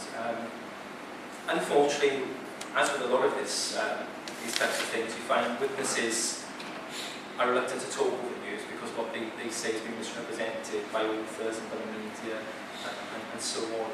So that's the story of the Berwyn Mountains. But the gentleman called Scott Felton, who I've been in touch with, is a local researcher into UFOs in North Wales, and he's been researching this over time and produced a DVD on the subject called the Berwyn Mountain UFO Cover-Up, which I urge everyone to have a look at, because it gives a detailed and up-to-date account of what took place there. Certainly, it appears as if a UFO has landed in a part of North Wales and created a huge amount of interest from the military and the local police. And again, it hasn't been explained. And it's often referred to as Wales's Roswell, and I don't really care for that because, with Roswell's a different thing. You often see it given that reference. I think it's a bit unfair. So those are probably the two most significant UFO-related events that have taken place in Wales. I think what's interesting about this is, though, that over the years there have always been rumours. I mean, a ufologist called Jenny Brandles has written a lot about this, and there have been rumours for years that somewhere in Wales that there's been a base where recovered UFOs have been taken, and there have been various theories about where this is. I mean, one witness I spoke to who was involved in the Welsh Triangle told me that he was told by American military servicemen, and that the secret American base in Pembroke, actually, that's where, if a UFO would crash in Wales, would be recovered. That's what would be taken. That's one theory. Others say it would be St Arthur. But over the last year, what's happened is we discovered there was a secret American military base in the Havering Forest in Powys. And again, it's one of the secret American bases in the UK that the British have no control of. No, sounds strange, but it's like Menwith Hill and places like that. They're American. And the British don't actually control them, they're part of American territory. And in this secret American military base in the Havering Forest, people began to see strange lights and strange craft, and there've been rumours, strong rumours, that basically what was happening was recovered UFOs were being taken there, and attempts at reverse engineering were being conducted, and all kinds of things that the military does when it recovers these craft, and that's the argument of Roswell, basically. Whenever you think of Roswell, and I'm sceptical in some ways, the argument is that these objects were recovered and the technology was used. And then, as well as that, also last year, there was also the possibility of another UFO crashing in Wales in the 1980s, and this is widely known. I write about it in my book. I won't say too much about it. But apparently in 1983 in a town near Aberystwyth, a UFO was supposed to have crashed and left some debris. And it's the usual thing, often happens, seems to happen in farms and places. And the farmer called the local police, and then the military shop will have MOD officials, and they scour the area and take things away. And that's supposed to have happened. Again, I wrote about that in my book, and not a lot of people know about that. And that's supposed to have happened in 1983. Obviously, UFO activity hasn't ceased in Wales since then. I mean, in recent years, for instance, the local paper in posted in 2010 ran a series of articles listing local UFO sightings, and there are too many to mention. And also, last year we had the first major instance of cattle mutilation in Wales, because again, anyone who takes interest in this subject will find throughout the world when you get UFO activity, it's not unusual to have visitors taking interest in farm animals. And in Powys in Mid Wales, there was a major episode among local farmers of cattle mutilations, where sheep and cattle are mutilated, there's never any blood left, organs are extracted. So, as we come into the new millennium, you know, UFOs are still being reported in Wales, are still being seen by people. Now, in terms of what they might be, you know, there are a number of, and one reason why I'm here is because people might say, well, you know, what's that got to do with the paranormal? Now, there are some people, I mean, you know, there's some theories about what UFOs are. I mean, some are mistaken aircraft, you know, military craft, secret craft, with the stealth and all kinds of things. Some are just genuine mistakes, natural aerial phenomena, planets and so on. Some I think are non-human intelligence, I think that's my opinion. But also there are some theorists, I mean, and I urge people to have a look at these, called people like John Keel in particular, a guy called Jack Valley, who was featured in the film Close Encounters of the Third Kind, who believe that it's more paranormal in elements really rather than being real physical objects. And for them, UFOs are similar to like fairy legends. People tend to see spaceships now because it's particular to our time. Whereas before they would see fairies. And it's true in some, I mean, a lot of people don't know, but historically there have been more encounters and sightings of fairies than of UFOs. And that's a fact. And people actually still see fairies, but don't talk about it.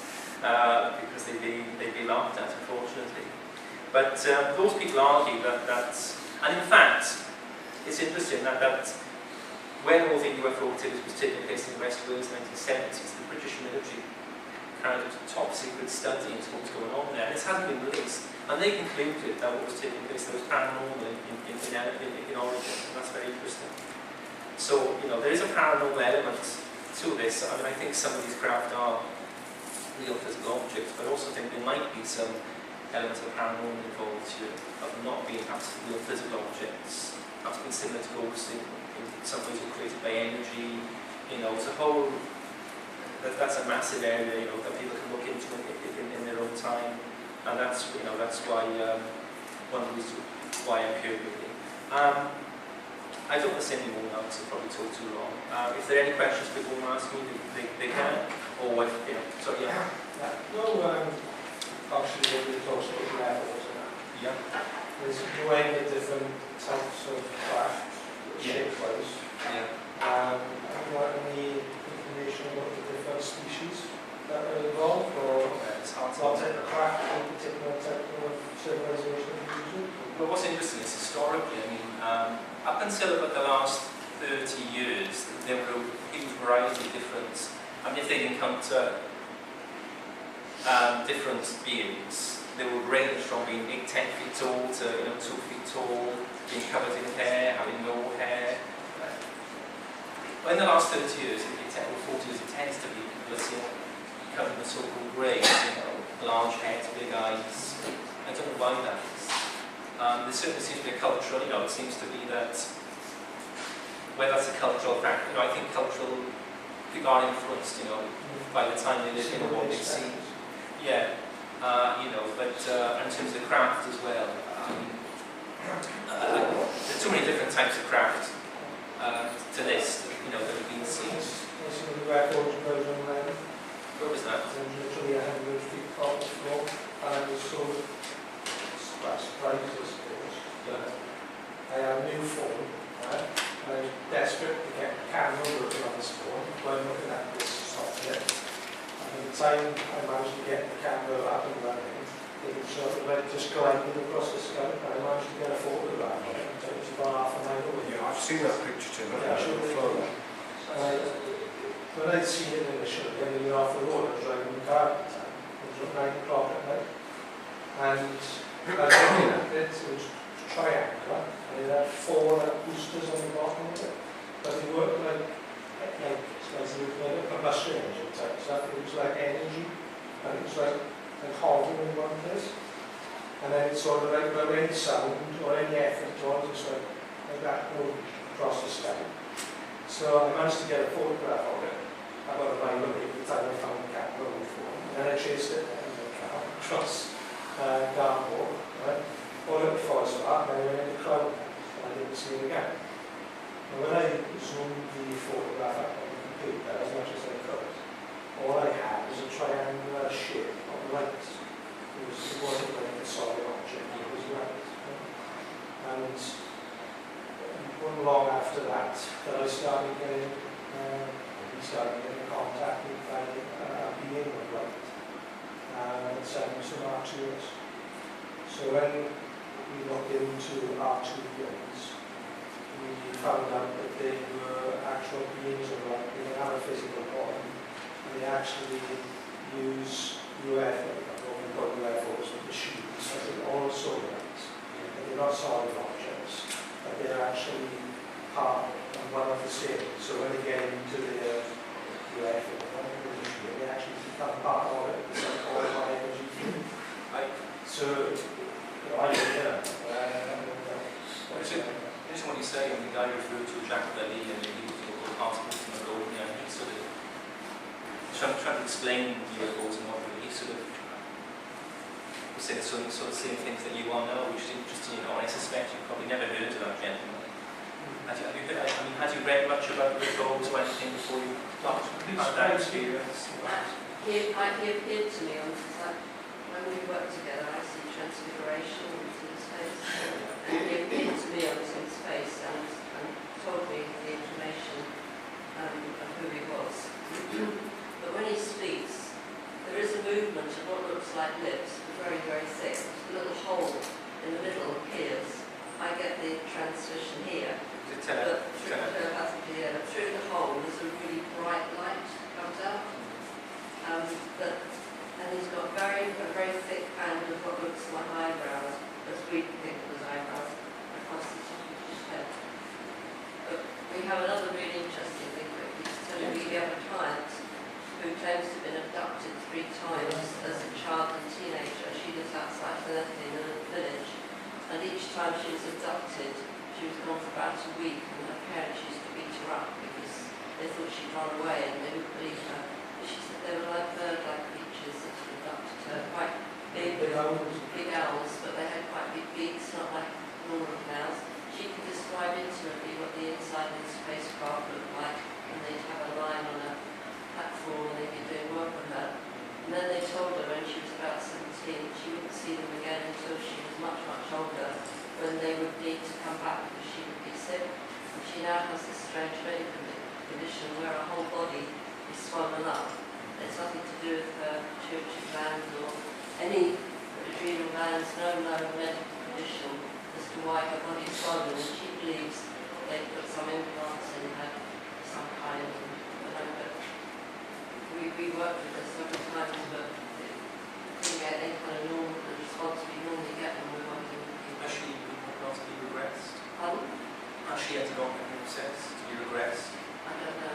But one thing I would say is if you do encounter, I mean, I don't question what you've been told, what the state has told you.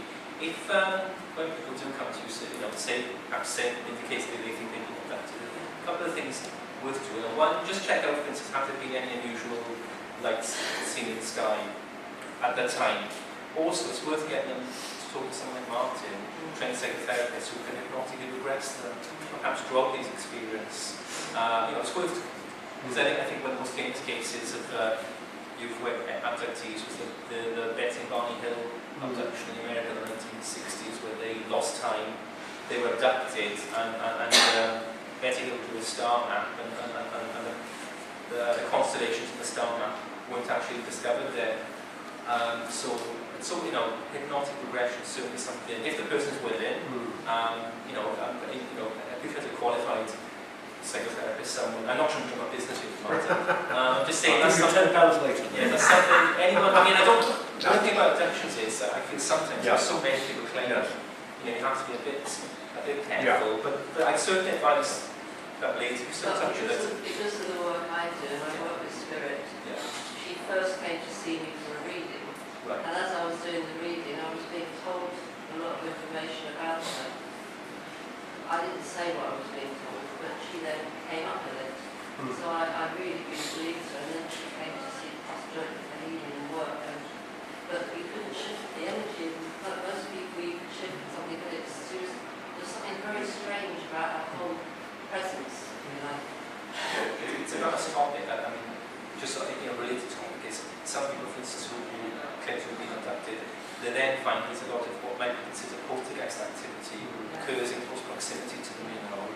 very interesting. I think it all shows that we still don't fully understand what UFOs are, you know, the nature of them. What was it again? Sorry. Tim? Tim, what you experienced, you know, that's fascinating. I think it just shows that there are no simple explanations as to what is going on. There is, and there is a real paranormal there. After I seen that, we went online on YouTube, looking for similar craft, and we found one, like it was in daylight, that I seen mine, that time was almost dark. And we found the daylight one, I watched the video until it was more or less in the same position as where I had seen it. Yeah. And it was exactly the same shape in daylight as what it was in light on the picture that I had. So if I convinced that it was the same shape or similar. So I read a lot of Jack Billy's work and David Clark and all that. Yeah. They bring folklore and synchronicity and What I find interesting is that the shape of the UFOs have changed from the 1950s, where they were kind of bell-like saucers. Now they become orbs. What is going on? What do you think? Can I make a quick comment on that? I think what's interesting is that Carl Jung wrote a small essay on flying saucers and visionary rumors, he called them. And he talked about something called the collective unconscious.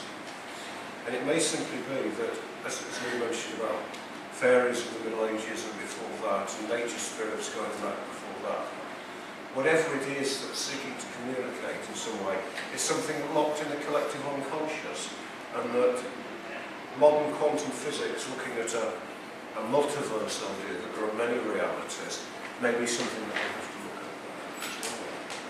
Yeah, I think the cultural, I mean, obviously culture is on an impact here, clearly, because in the 1950s and 60s, it tends to be certain types of craft that were seen, and in more recent times, it tends to be, again, a certain type of craft that's seen with a certain type of being. So obviously, maybe people being influenced here.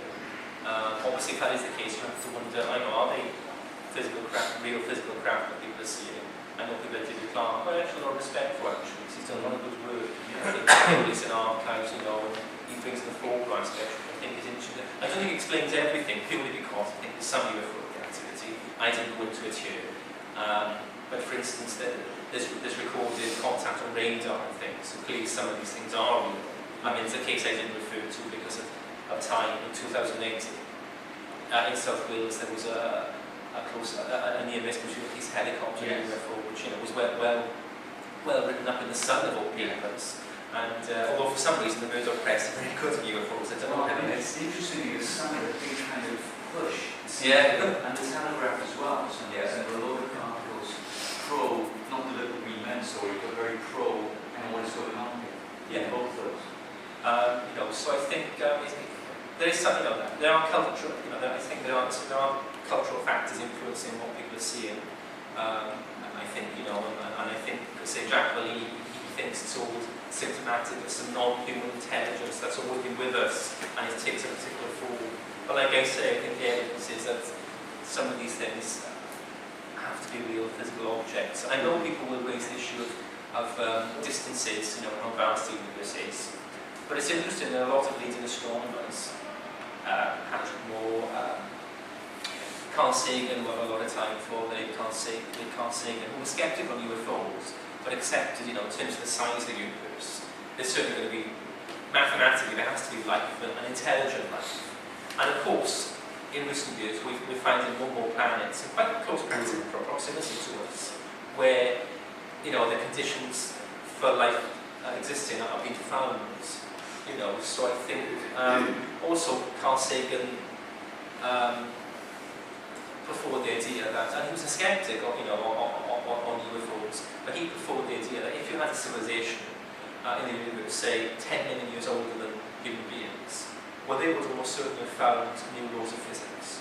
As physics has moved on the Earth since Isaac Newton's time, So I think, there's still a case to be put forward that they are real physical objects controlled by non-human intelligence from somewhere else in the universe. And I think one of the interesting points that Lee makes in his book is that the implication of life elsewhere in the universe has profound implications for religious, political and cultural ideas. Because obviously, speaking as an old-fashioned ecologist, if you can get through the horrors of industrialisation and make it beyond, there is something out there. It is 10 million years old, but they've made it. Perhaps they're watching to see if we're going to make it. Who knows? I don't know. Yeah, I agree with that as well. This great book of tree where which don't look and Bruce, the act of disclosure here, talks about all of this and talks about the military industrial complex and the conspiracy theory and all that, that they have indeed retrieved craft back, engineered them, and we are. And he puts forward an interesting hypothesis that there's a breakaway group of humans who are part of the military industrial complex that are so far advanced and off-world that they're almost another race of human beings that are part of that. We're told certain things, certain advances in technology that we're probably 60 years behind what they're actually doing. If that is the case, who's the guy, McKinnon, who saw off-world craft? I mean, that was a big situation, and he sort of spent the rest of his life in American jail. He claimed that he had names and seen and saw downloaded voyages. So Gary McKinnon was talking about off-world people. So indeed, that would say that it is nuts and bolts, as opposed to my sense that it's fair, it's so complicated, it is that them telling us what it would be more than just saying, okay, we're not alone in the universe. I think the implications of telling us could possibly be that it's so complicated and so paranormal and so weird that it wouldn't be free to solve. Otherwise, they would have told us by now. Because everyone's seeing these things, they're manifesting all over the world. The case of the uninvited, where humanoid things were coming to people's houses. I mean, that's weird. What's interesting, I mean, a lot of people, for instance, who research it, I always be careful, have those breakdowns afterwards. And the guy, Clive Harold, who will get invited by the Coates family in Pembroke, he has a nervous breakdown. And in fact, a few years ago, Prince Charles was going to Homeless Hospital in Wales, and Prince Charles knew Clive Harold, the author, and Clive Harold was there because he had a breakdown. Randall Pugh Jones, who wrote the book Double Enigma about the events in Pembrokeshire, West Wales, had a nervous breakdown and came to believe that UFOs were evidence of demons and things like that, and he became a fundamentalist Christian. So, I think that, whereas on the one hand, I urge everyone here to take an interest in the subject, just research, they're no experts in the subject as far as I'm concerned, and there are always new things to learn about these events, things that haven't been reported. Perhaps there are things there we might not want to know. I think it's possible that UFOs are just in another dimension. That's another that they're all existing simultaneously. With the same principle about, we talk about the Earth-Athians, don't they, in the centre of the Earth is hollow, which obviously the Earth isn't hollow. Could all these things be going on interdimensionally? But we just think that when we see them, is it because we're perceiving them with our people's pineal glands becoming more developed now that they can perceive UFOs, whereas thousands of years ago the pineal glands weren't so developed? I don't know. That's an opportunity to look forward to. I need to do. Yeah, what I've seen alien entities when I do middle world journeys along with fair folk and all the rest of it. And if I was speaking to a psychiatrist right now, I'd probably be on section 3.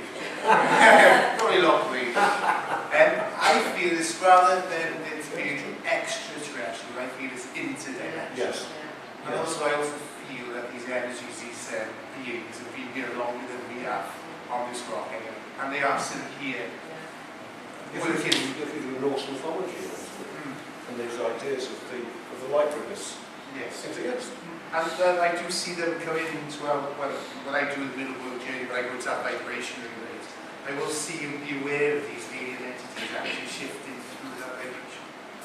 What you're saying now is if they are interdimensional, then we must be as well, because we're an expression of something. Well, we some are sort of reality. interdimensional, all of us. We are multi-dimensional beings, aren't we? So if we're multidimensional. We are existing simultaneously in other dimensions, but we're just not aware of it. It's like left brain can only track what you experience in the level of this 5 center. And actually, you're not dimensional, you could be doing other things at the same time. As well, you're not aware of what people can. The other thing that quickly from a shamanic point of view, Dennis McKenna and Terence McKenna, when they did all the ayahuasca trips and they kind of tried to map the DMT experience, pretty much throughout DMT being the psychoactive element of ayahuasca, when they tried to map that, pretty much every time Terence McKenna talks about seeing machine-like realities that contain extraterrestrials. And his big thing is that the psilocybin and the magic mushroom, that is the extraterrestrial.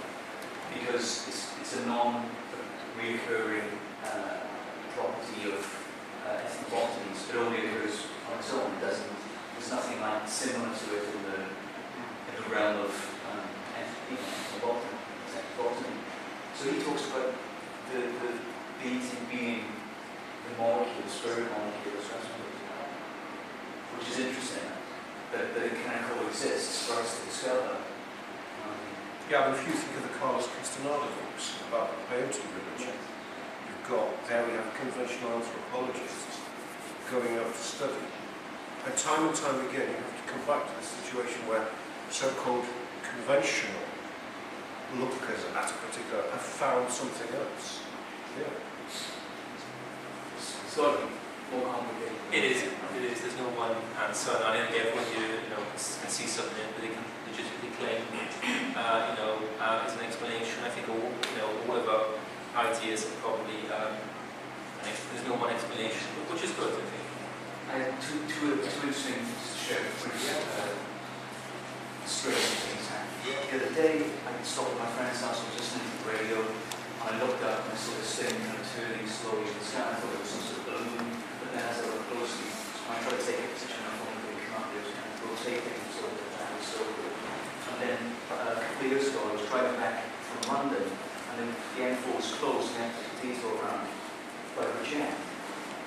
I was driving and I saw something in the sky that looked very, very odd. It was dark, and I kind of slowed down and followed this thing. And I followed it down the road, and I stopped by a farm.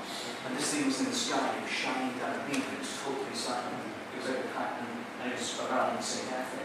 It was very silent, and it came close, and I became terrified.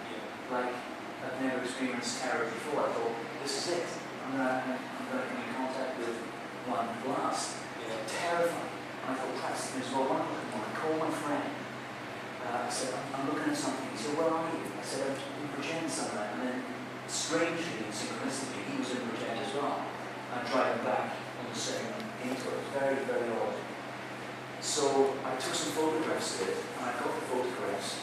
And I zoom in and blow it up. And then a helicopter came. It's a classic kind of helicopter came. And then That's what usually happens when that's a Christian trend when people see things like that. You still see helicopters accompanying them with the sea and there's certainly something going on there. the photographs come out and send them to you. One more, and then it kind of morphed into this kind of, it looked like an X-ray fight from Star Wars. Very strange. So something good. But I was more interested in the synchronicity of me calling my friend, also interested in it, and him being in the same area. That was more interesting. Well, look, I mean, I know I've gone too long, but you get a chance. It's an old book, but there's a film made. Get the book by John Keel called the West Virginia Mothman or something like that. And it was Mothman. Yeah, it was written in the 1960s. A lot of strange things going on in West Virginia in the 1960s. Some UFO encounters, men in black, strange creatures, and there's a lot of in terms of synchronicity. It's full of those types of things you're talking about strange coincidences and all things happening, and which made him feel like he's been singled out by some non-human intelligence or some kind, and it's certainly trying to hold that as we can, because it's well worth having a look at versions. Yeah, it's interesting your quote of synchronicities. If synchronicities can occur for individuals. Perhaps at certain historical times of change, there are synchronicities for culture and groups of people as well. I don't know, that's just something that came to mind. Again, that's the Council of Cairns Tribute. Is it? What do you call it called? Law of Normative. Right. This time. Any more? Any questions or are we done? We happy with that? Yeah, no questions, yeah? Thank you for listening. Okay, thank you very much. Thank you, Lee. A little change to schedule now. We were meant to be going on with Kieran Hopkins, but he's hopefully going to be joining us later on this afternoon. But we're going to move on with Georgina Gladden on the end of that. Yeah, Georgina, the floor's open to you. Hi guys, I wasn't quite sure what to talk about today, so I've just been asked to draw on my experiences. I am actually practicing Rich, and my craft was passed on to my grandmother died when I was 5. I didn't quite know what was going on there, but I tended to learn as I went on many crafts. But I thought, it's about parallel, so I just told all the experiences I've had from all over the world to here.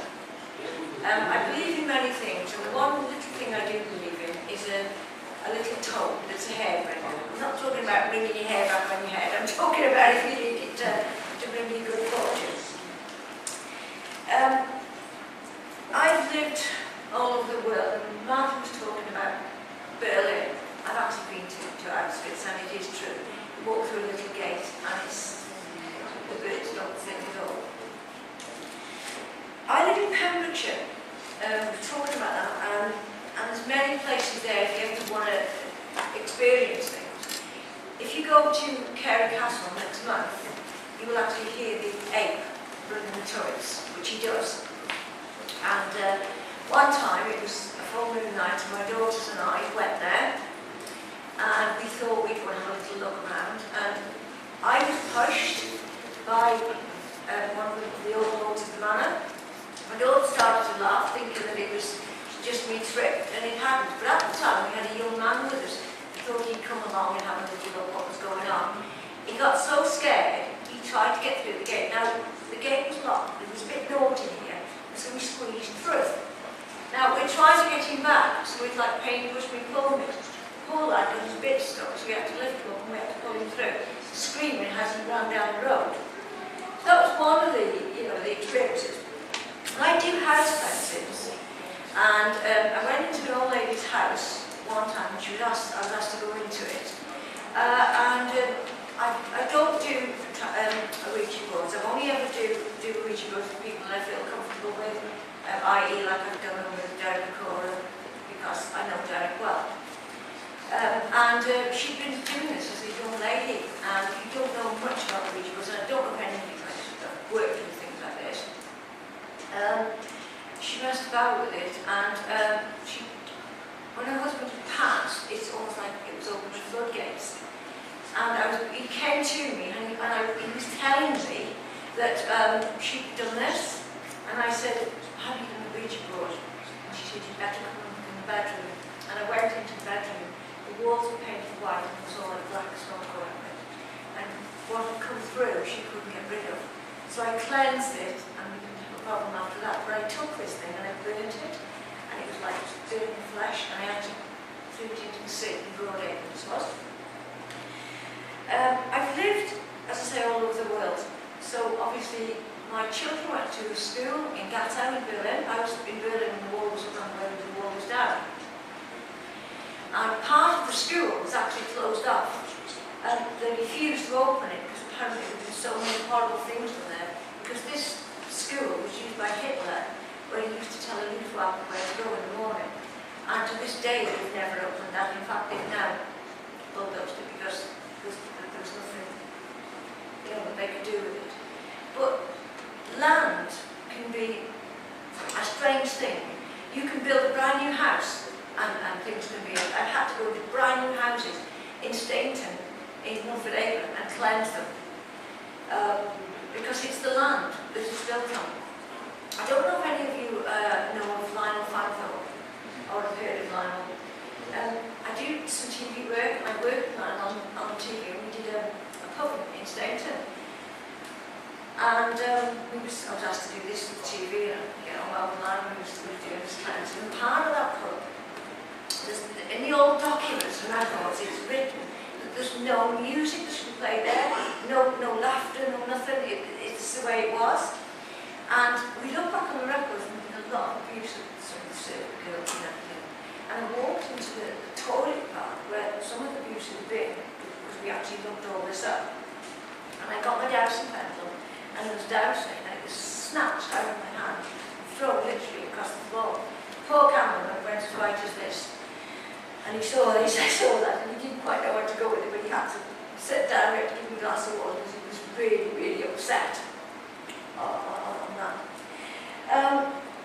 I did a documentary with South Korea about my life as the Devil's Witch. And one of the things we did, we went to Lahan Castle. And Gina was doing the documentary. And we went into part of the dungeon in the castle. And she got really, really horrendously upset. I mean, to the point where she was crying so much. And she felt that she'd been imprisoned there before. And this is a Korean lady, but she got so, she said, this has never ever happened to me before, she said.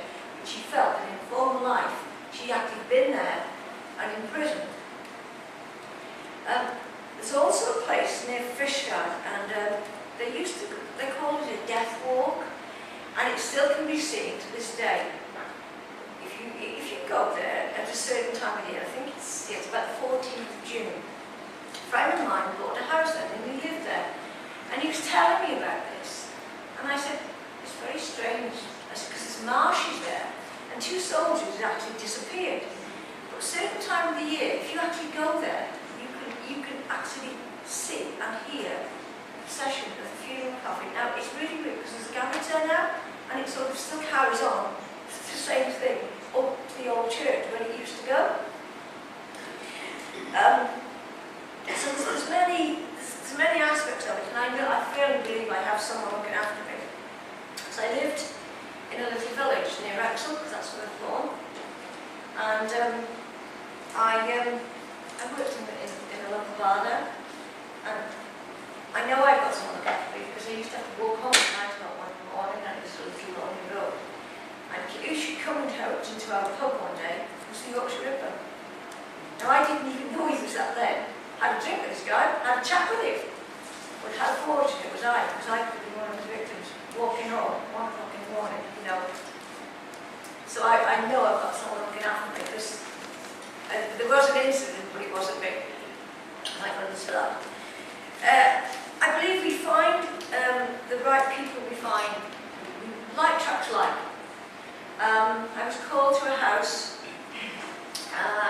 one time, and there was pots and pans crashing everywhere, and I said, sure, energies. And I went in there, and yes, it was happening.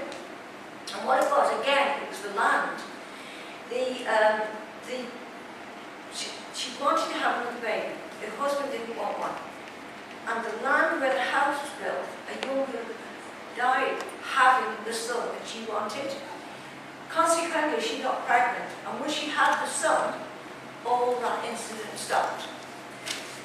So it's strange how things happen like that. Recently, I cleansed a house in Pembroke Dock, and the lady had gone into the charity shop in St David's and found a coat with my name and address on it after 16 years, because that's where I'd gone and cleansed this house for her. And she needed my help now, so last week she came. And it's ironic how things happen, how people find you again. But we've all had many, many experiences. When I lived in Chepstow, I don't know if anyone knows Chepstow, but there's a place, there's an old mansion by the racecourse in Chepstow. And in one of Alistair Crowley's books, he actually said it was one of the 7 gateways, and I can actually believe it. Because there's a little road you go down, and it really feels imposing when you go into it. But if you go round the back of the mansion, there's a row of houses, and it looks like somebody's just walked out, and they don't know where these people have gone. The dishes are in the sink, there's food in the cupboard. It's a really strange situation, and that is actually there, but it's a really strange there's been a lot of dark magic on there, so it is a very strange place. It's one of the places I did not like living at all. I couldn't wait to get out of there. You know, so it is not a very nice place at all. But if you want to experience things, I would say definitely, you know, Pembrokeshire's the area as well, because there's places, Tidworth, wherever you want to experience things. So has anyone ever experienced anything like that, or have they ever been to Pembrokeshire? Have they ever been to the burial chamber in Pembrokeshire?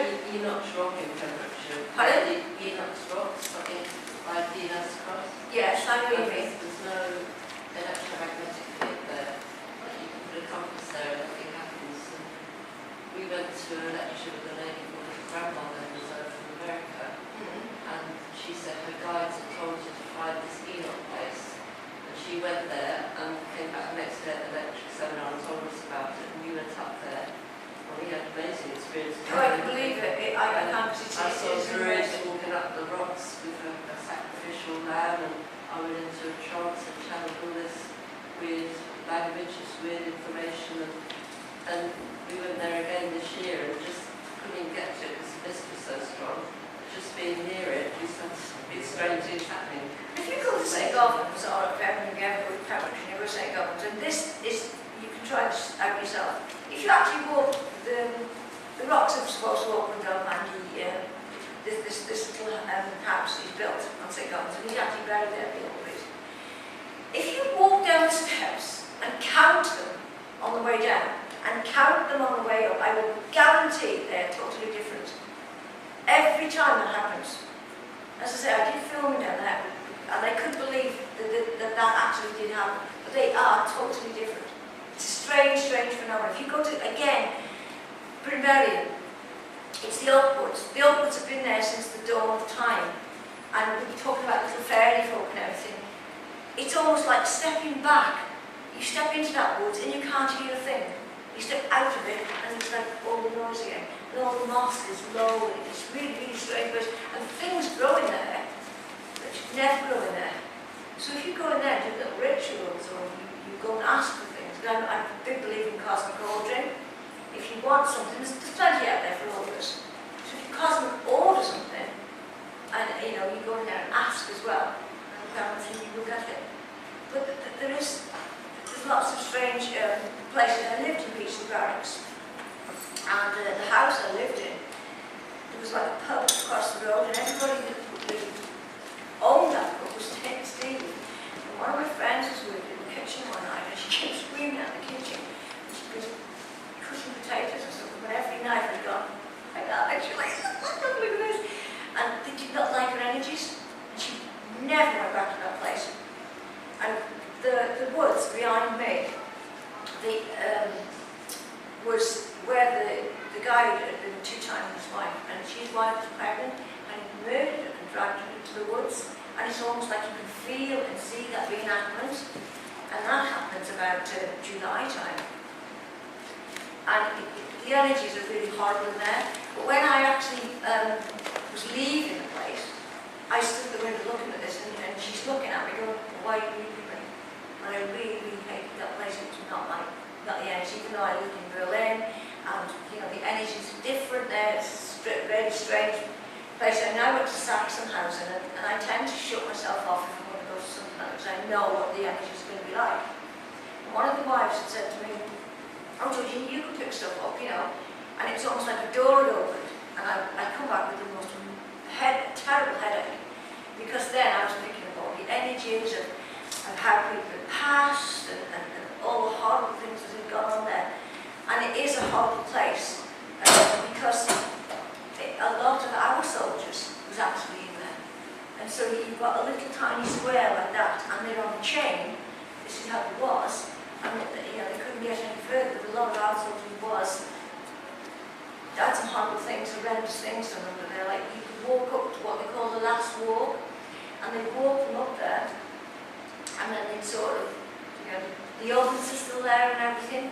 But on a Sunday, and it actually says this in German, the wives used to go, and just for a bit of fun, the German soldiers would like get the babies and she gets thrown and shoot them, start with their bits. So you can imagine the energies that I was picking up there and what I felt and saw, because it was just the place that it was at the time. And I've been back since, and things haven't changed. I mean, I had a flat, and again, it must have been built on strange land, because I was in the front room one time and I had this plant, and all the windows were closed, and the leaves going into this plant.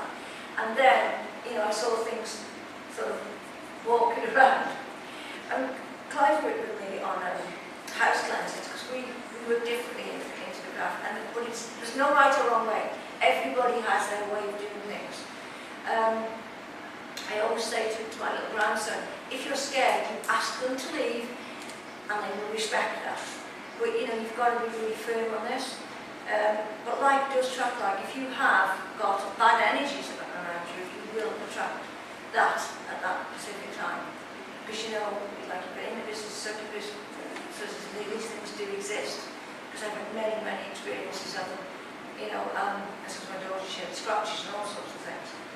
But yes, there is many aspects of it. So, have you got any questions? Has anybody seen anything like that? Or? I've seen fairies. Yeah. I had a B&B and I called it Fairyland, and 2 years later, guests in one particular room in the basement, which we'd actually dug out at 2:30 in the morning, it was always the same time, you used to see little green beings in there. It's went on for a couple of years, and I really wanted to see them, and I never did see them. No, we had mediums in there, meditating, all kinds of things, and all anyone ever picked up, we did videos, was music, hinting music, but no one ever saw anything. And then one day I saw the whole carpet changed, and I saw hundreds of them, and then this great big diva-looking thing, and that night a 98-year-old man sleeping in the next room, and he thought the angel of death had come, because he saw the same thing I saw. And then I opened an alternative health business, and as all the healers and people came, this was increasing and increasing and increasing. So what you said is quite true, you attract it to you, because I always wanted to see fairies since I was a kid.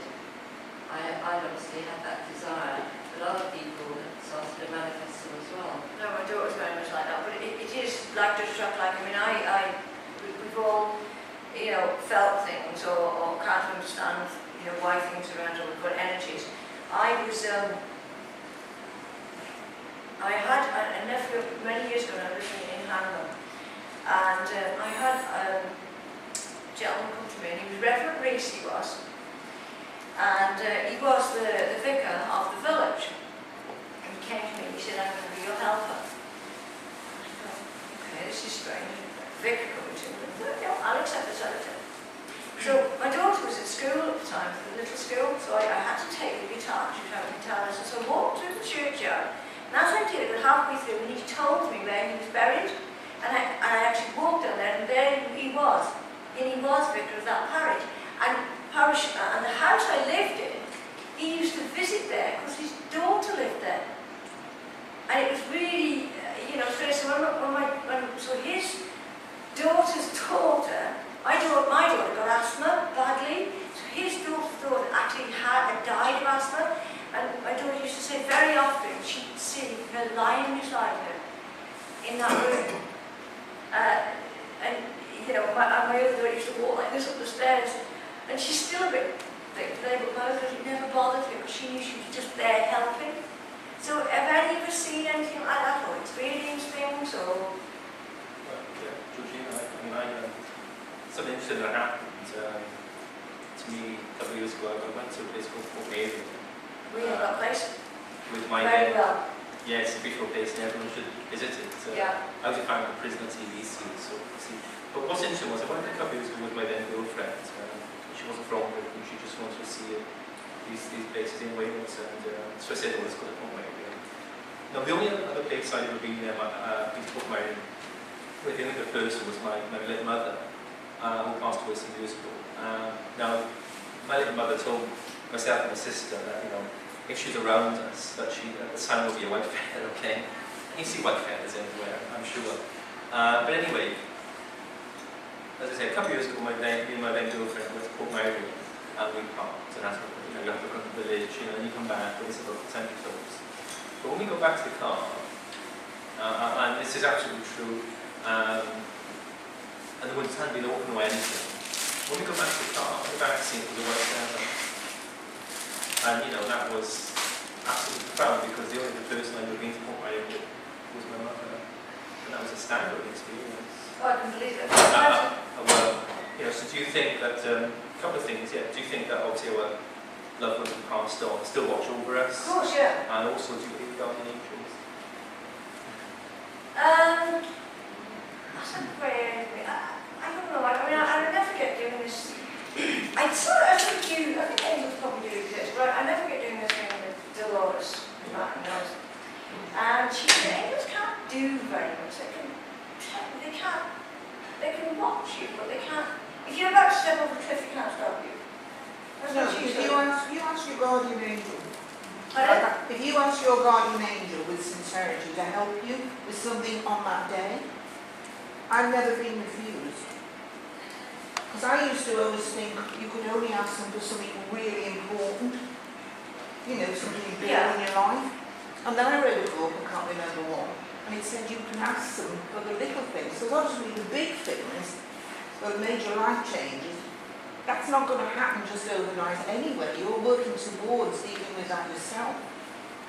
And I took that on board. It is those little things. And if you do ask them a morning, something like, you know, for instance, you've got an appointment at the hospital, I don't drive, so I'm waiting for my daughter to take me. But she can only wait 20 minutes. And very often, that appointment, I'm waiting more than 20 minutes. It's very rare to just walk in on that appointment. So I ask, and I'm the first in. I'm actually on the time. And I've done it many times. We've all got protectors, you know, we've got protectors of all sorts. I mean, I respect everybody's way because I've got friends from all walks of life, and I think we're all on different paths, but all, as long as we, like Mark said before, you know, you practice your craft and you practice your path, and you have none, Exactly. then, you know, if somebody sends hate out to you, I think it's not going to send hate back, because that's all you're going to get back. You know, it's not a good energy. You know, all that does is eat you up inside, and then you're just sending that hate out, and it's like, it's just going to be like a vicious circle. But if you need help, it is out there, and we do see things will pop up where unexpectedly, like I've been driving along sometime, and I'll see this amazing blue light, and I think, okay, I know something's good's going to happen. I don't know what it is, but I'm just expecting it, and it always does. Because that's like a sign to me saying, yeah, okay, I'm going to give you such and such. Or I could be thinking about something, and that'll appear, and it'll happen. I actually like to call on him, she, whatever. Obviously, the male, female, I feel, is very, and astrologer, I think we've all got the male, female in Of course us. we do, yeah. So I don't see guardian angel as being one or the other. And I just think again, it's a lovely, for me, it's a lovely connection to me, and it's real. And it's what is real for you that matters in this life, not what somebody tells you. Well, it's a lot talked about the bereavement, you know, because of people of death, and they like to scare you. But the weird thing is, many years ago, when I was actually living in Berlin, he did come to me, and he said, I'm going to be protected, and how it always has been. So I'm not frightened of it, and neither are my grandchildren. Because if they have a problem, they always say, well, Mum, there's a spell for it, or I have a problem, will you send help? And I do send help. And they've seen him many times, but not in a nasty way, just there saying, well, I'm actually needing help. So they're not afraid of that. You know, so it doesn't have, just because it's a dark thing, it doesn't have to be, it's like the tarot cards, isn't it? You know, you can have the death card, but it doesn't mean death. No, not. You know, so They should retitle it transformation. Of course. Because it really is, that's what it is. Yeah. And people see that and come for a sit-in, and it frightens the life out of them. Well, you know, And because that's not what it's about, it's one of the most powerful major cards in the deck. yeah. Yeah, it's like when I was giving an attunement to my daughter in a Neolithic burial chamber actually, and it was really strange because there is a lot of old Neolithic souls buried down there, and it was really strange because all you hear was this chanting, and there was only us up there from the Selly Mountains. It was an amazing experience. So I have seen and done many things because, you know, I have travelled and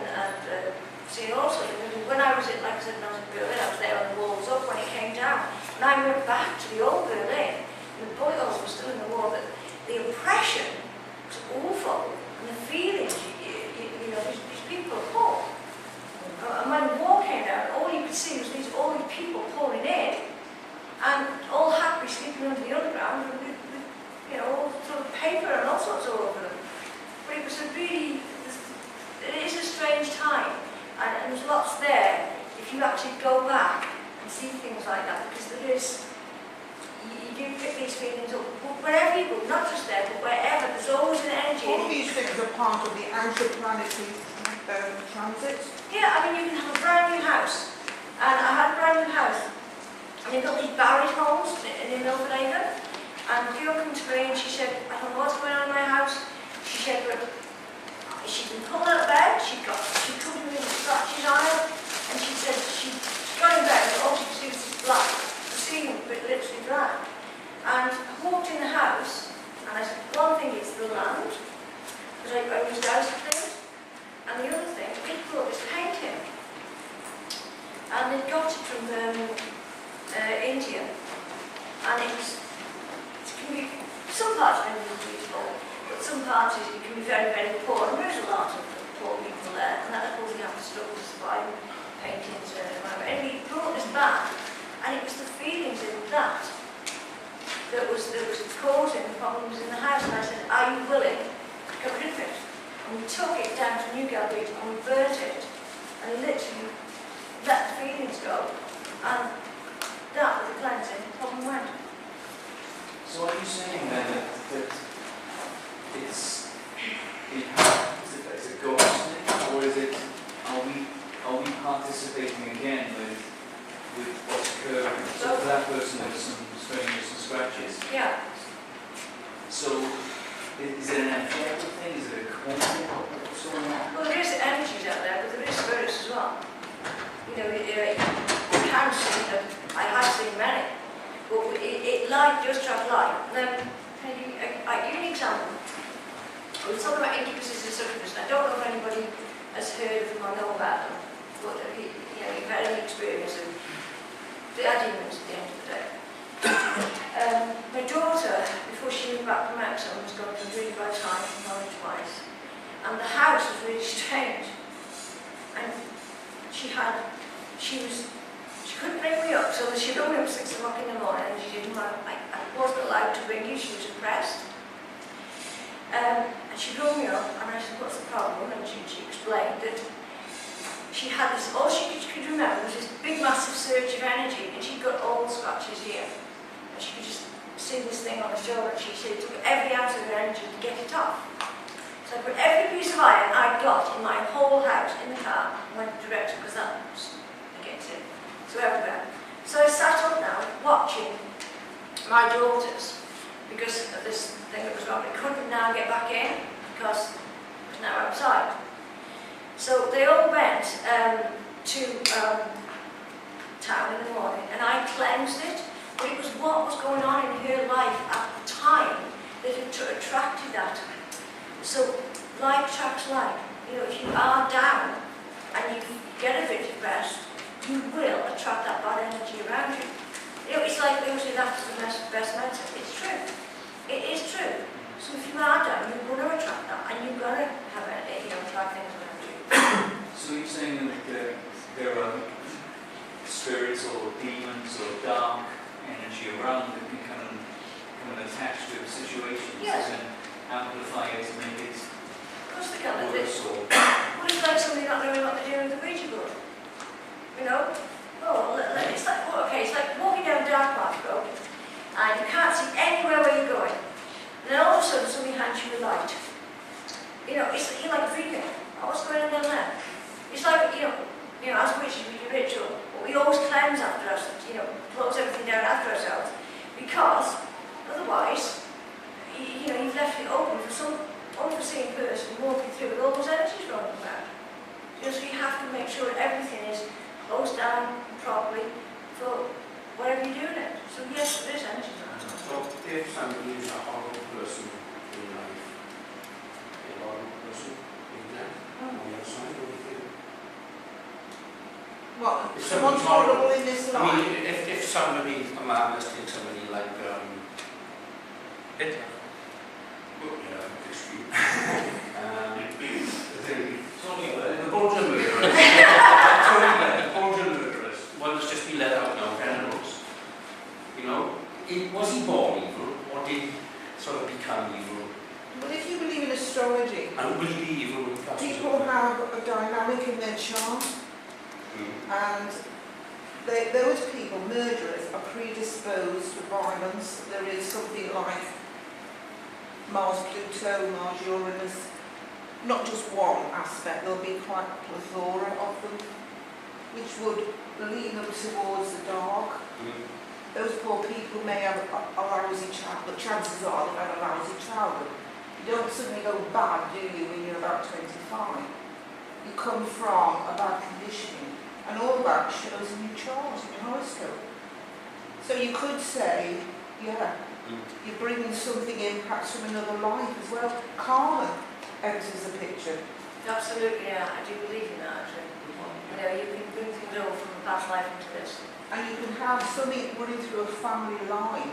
Like in our family, we're all Pluto women. But my daughter isn't. Pluto book, if you like, starts with me, and this is very healthy. She's got her own dynamic, so I think we bring stuff down from other members of the family. It could be unresolved stuff of theirs that we're having to deal with, because we've got the same connection there astrologically. Well, it's true, because you can meet somebody and you can dislike them, and you don't know why, and they've got nothing to you in this life, but they probably have in the last. And then you can meet somebody and you've got that instant connection. Well, you can just not like someone, and astrologically you can see why. Their personality just doesn't do it for you. You don't even have to have a past life connection with them. It can be as simple as that. They're very different to you, or they're showing you something about yourself that you don't like. So there is a sort of So what you're saying then? connection. You can't point the finger at one question and say it might be bad luck or whatever you want to call it, but they're coming in with bad astrology. They're coming in. Well, bad set of cards dealt with them, you know, for some reason, and they become bad because Well, because their conditioning is upholding that. It's not actually helping them move away from it. I know it's. See, I don't actually believe in bad luck, I think you make it own. It's not bad and good luck, it's what you know, if you want, you make it own. Yeah, but you can come in with that chart, and it can be very, very difficult to rise above it then. But as a spirit, as a soul in spirit, do you not choose what you're going to experience this Yeah, time round definitely. Yeah, Definitely. in your lifetime? you choose to come in with a bad set of Yeah. cards and then you fail, Yeah, and then you end up with a negative situation. most astrologers do believe in What that reincarnation. gentleman was asking was actually, if I understood correctly, if you're bad in this lifetime when you pass the spirit, are you still in that same bracket? That's what you're saying? We'll just ask them about it before. You need a lot of clearing and cleansing on the inside if you come in like that. And they reckon you can't have anything. You don't do any learning when you go over when you're like that. You're just in a place of like holding, where you could be there, God knows, so you don't have time like we have. I think it's your consciousness when you pass, and if you've taken something on board and you understand it, there is a good chance that when you pass over, you can overcome that. You might have to come back and relive some event to put things right. But if you're a bad person here and you haven't learned anything from that behaviour, and then you cross over, Yeah. then you're stuck. You're stuck. Until you get help on the other side, or Like you your have to in teachers. some way. Yeah. And that's when ascending beings and that are constantly helping people who are stuck in that sort of mindset. I think They just live in their Who wants to come back here? We're all looking back. None of us apparently. I want to stay over there. You look at it from a third dimensional mindset, you know, that this life is all there is. But when you're on the other side, and you're in a place of love, and you've got super confidence, and you've got no mind involved, and you want to come back to that experience. Do you think our life plan is scripted though, when we're in the incarnate state before we come? Do you think that we've already scripted our life out? The big stuff. The free will. So if that's the case then, and if we do evil deeds, were they scripted by us for learning? I think so. Like free will as well. So when you've learned them things, you do learn bad deeds, you reflect when you're back in spirit then and say, right, I did that to learn something from. And then come back again and reincarnate. I do think like Self-awareness is something else, though, isn't it? if you're gonna do something bad, right? I do think people make their own choices. It is, Yeah. you're not, maybe it is a little descriptive, but I mean, at the end of the day, most people know right from wrong. But that's an interesting point. You know, what is judgment and what is right and wrong? You know, someone hurt my little girl, I'd strangle them to death. I'd be a killer. But it's perspective and where you're coming from. It's a complicated issue. Yeah, it is. It's not black and white. If you justify it, well, On one level, you know, you hurt anybody's kid, and they will kill you. exactly. Won't they? I mean, the mildest people, you hurt their children or their loved one, and you unleash something in those people. But you would still be a killer. Yeah. Like that woman who's just said, I forgive those I know. fellows who just beat my husband to death with an iron bar. I know. Could you forgive? Yeah, well, No. that's Damned if I could Because forgive. I'm a passionate person, she is obviously not on that level. We're all Well, she's different. compassionate because she said, I forgive. But she's not passionate. Some Oh, it's people something, are sorry. very- Yeah. But if you Strong don't forgive, passion. you just continue to give your power away to the person that's committed the Forgiveness. crime. Well, that again, Because comes down to if you forgiveness, don't that's forgive, down to you religion, don't have isn't it? passion. So, You're giving your power away, aren't you? Because you're allowing that person to now affect you as well. We're allowing to go up, we're hanging on, you're not going to move on for us, that's how we would have let it go. Don't get me wrong. Yeah. Took you many lives. It's not you mother can't. I think we've all got many cards. We've all got many cards, haven't we? And hopefully the years, we're all here for greater good and here to help each other no matter what path you're on. I think as long as you do it with a good heart, then we've all had many experiences. And I've had lots of ghost experiences, some good, some bad, some haven't been really nice at all. Some have been, horrendous. I've had an indweller. Has anybody experienced that, where they allowed the spirit to go inside them?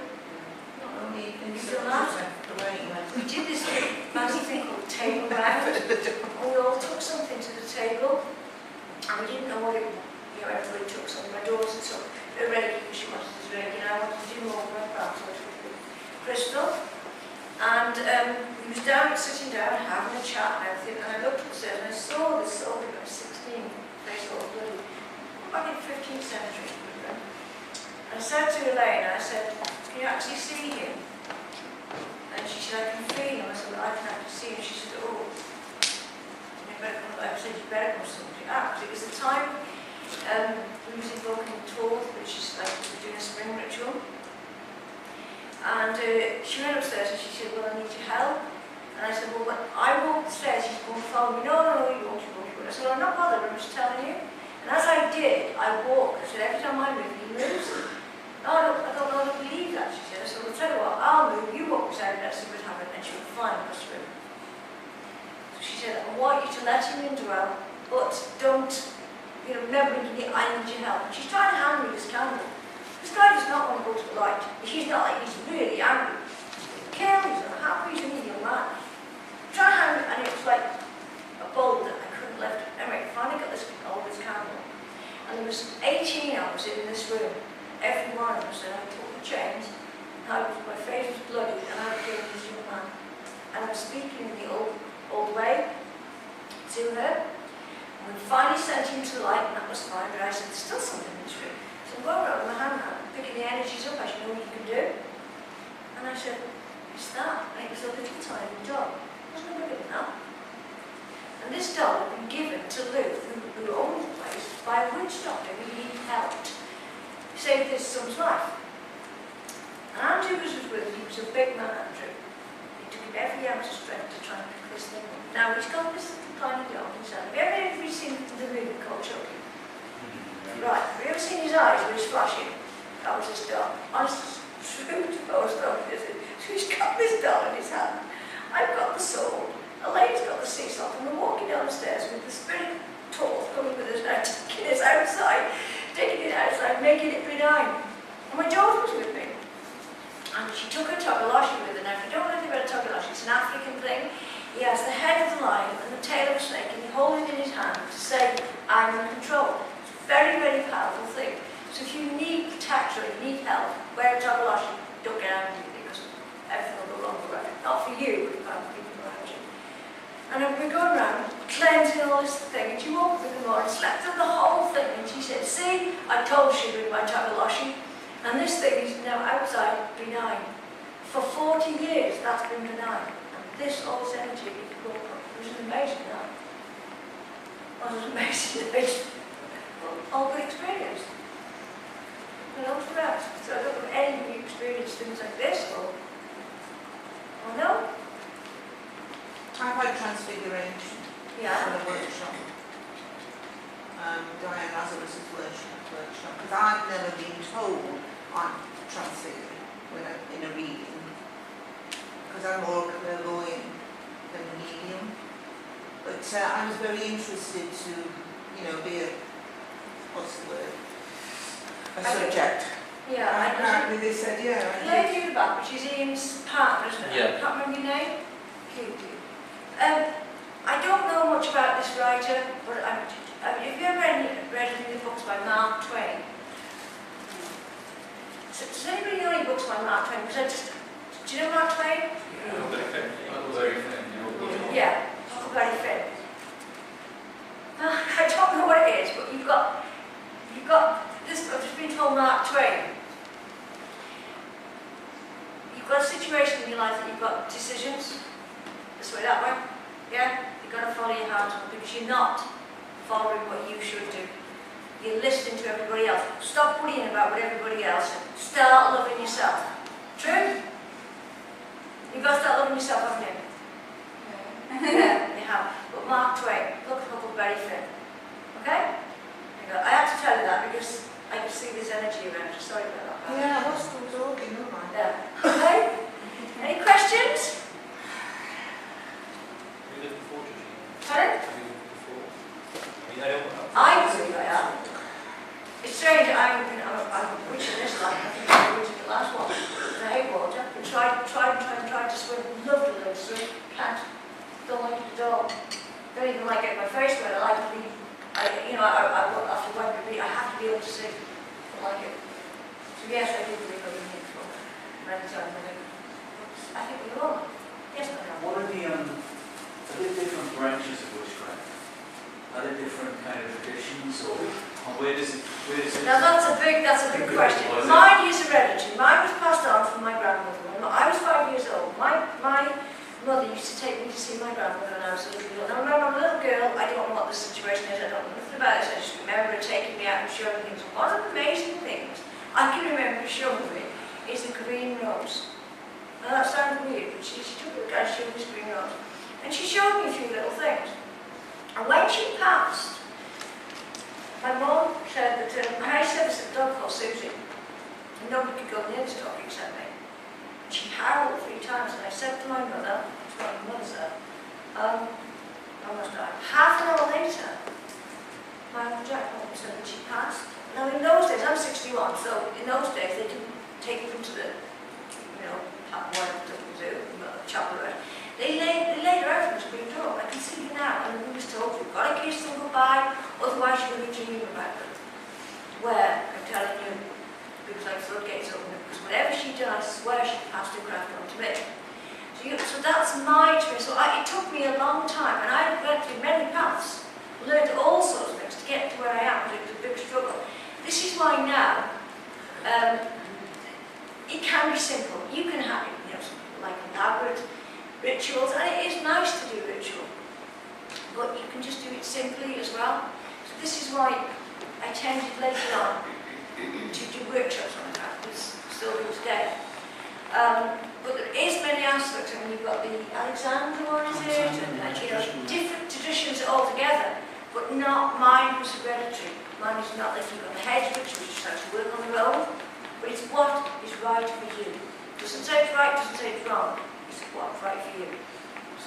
There is magicians out there, there's higher magic, but it doesn't say it's any better. It's what works for you. And are there similarities with shamanic traditions? Oh yes, definitely. Is there a kind of another kind of aspect of shamanism is an ancient tradition, am I right? Yeah. They know, because I went to South Carolina and I went to Charleston, and I was in Charleston occupying the iced tea. and there was a Cherokee Indian there. And she told me straight, she said, "You're right." She said, "I need healing, so I'm breaking out." So I was giving her healing. She actually invited me to join in their power. And I danced with them. It was amazing.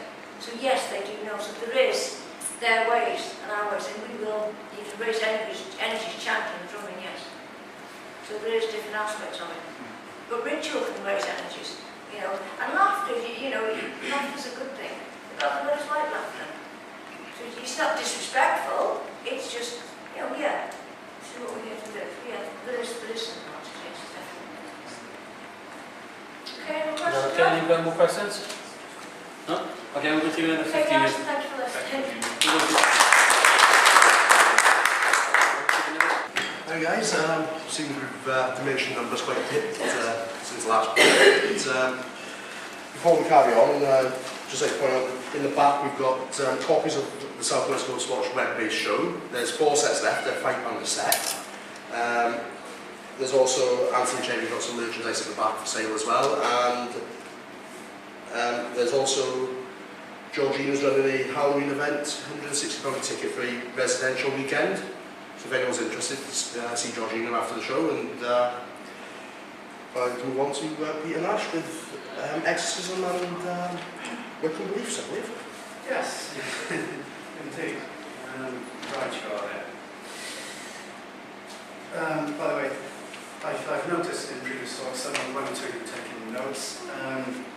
To save you the trouble, if you'd like a copy of the content of this talk, I do have it stored on a Word document, so if you'd like an email copy of it, just ambush me afterwards with your email address and I'll sort you out, no problem.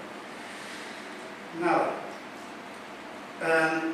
exorcism is one of the oldest known rituals to mankind. It's not a pleasant word, I don't like it myself. It conjures up these days in images of 30-year-old horror films with, or should I say 40-year-old horror films with jets of green vomit and all sorts of supernatural manifestations going on around little girls. Well, to comment very briefly on what Anthony was saying earlier on, the concept of shamanism is a very, very old one. And even to this day, in certain parts of the world, shamans of, for example, Siberia, Greenland, and elsewhere, Africa and elsewhere, will still communicate with spirits and other dimensions of reality in order to solve certain problems, to diagnose diseases, and one thing or another. Those of you who are familiar with the classical grimoires might know that the word exorcist was sometimes used to describe the operator of such magical practices.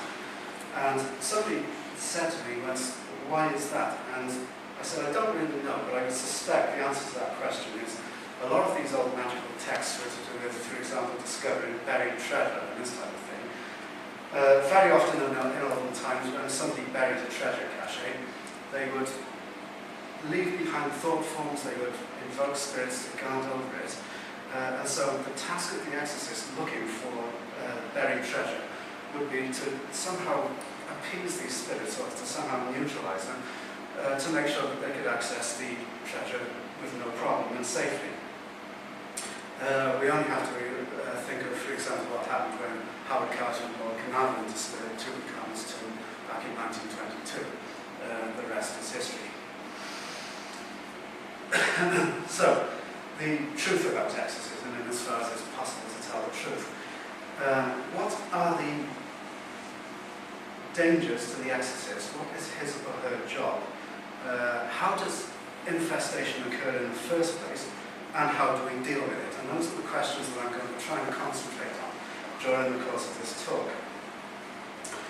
I don't personally believe that there is any one single cause of a haunting. I believe that there's different orders, there's different categories of disturbance. I would say in 30 odd years of dealing with this type of thing, the commonest type is that of the poltergeist. And again, there's different types of them. There's subcategories of poltergeist. The word itself is an interesting one. It comes from a mixture of two German words, polter and geist, and it literally means noise ghost. causes a haunting or an infestation in the first place? Let's go back to what I said just now about there being numerous different causes. There can, I believe in some cases, be natural cyclic energies, the nature of which we don't understand, different forces, different energies which science can't and probably never will explain, but nevertheless they're all together. If I'm called in to look at a case, there is very often, although not necessarily, young people in the house. Adolescents, young people, teenagers, their hormones are shot to pieces, their emotions are shot to pieces. Young people are very, very strong powerhouses. A small wonder then that energy can come from them, can emanate from them, can go flying around and can manifest on the material plane. The traditional definition of a haunting, the last inhabitant of the house, disembodied spirits still floating about on the astral plane for some reason. I believe that's possible, if not probable, although I would say it would occur in a minority of cases. Charged atmosphere, okay? Has anybody here ever been to visit friends or relatives or whatever, and as soon as you cross the threshold, you know they've been arguing, you know they've been arguing, right, quite a few, most of you. Now, if an atmosphere, if an energy in a house can be charged or it can be affected by something as trivial as a tiff, just imagine how much worse that can be amplified by a rape, a suicide, a murder, an execution, any other type of negative or horrible event. Just think how much that can be further charged. Remember that story that I told earlier on, just in case anybody weren't here. I dealt with a case about 13 years ago, 15 years ago in Hereford, where all sorts of horrible things have been going on. There was slime rather like a snail's trail appearing on the walls at night. Tins of paint were moving from one side of the room to the other. There were knocking noises. All sorts of things were going on in there. And as soon as myself and the people who were assisting me walked through the door of this place, there was one of those collapsible clothes rails stacked up against one of the walls, and it keeled over straight away with an almighty clatter. And I thought, yeah, we've got a problem here. But it turned out that in the room where most of this had been going on, there was, you could see the line of the bricked up wall. And apparently it turned out later that the whole place had been a prison at one time, about 200 years ago. But that had been the condemned cell where it had been going, where all this was going on. And the wall was where they would leave the condemned prisoners out first thing in the morning. Now, can you imagine the fear, the hatred, the despair, the sheer sense of hopelessness that must have been charging in the atmosphere in that place for probably 9 years? So there was small wonder that they had different things that they had trouble with. We managed to sort it out in the end, but that's another story. Some hauntings are not really hauntings at all. Underground pipes, underground rivers, old mine shafts can cause all sorts of tremblings relating to pseudo-poltergeist activity.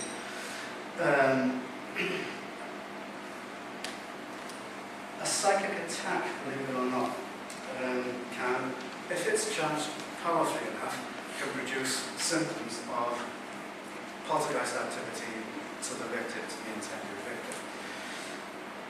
About 30 odd years ago, back in the early 80s, I got a call from a friend, and the problem was she'd broken up with this guy that apparently was mixed up with a, shall we say, an occult group, an esoteric group, which was not really very moral in how it operated or what it did. And let's just leave it at that. And when she finally had the sense to dump this guy, what he said was, I'm going to put a curse on this ring.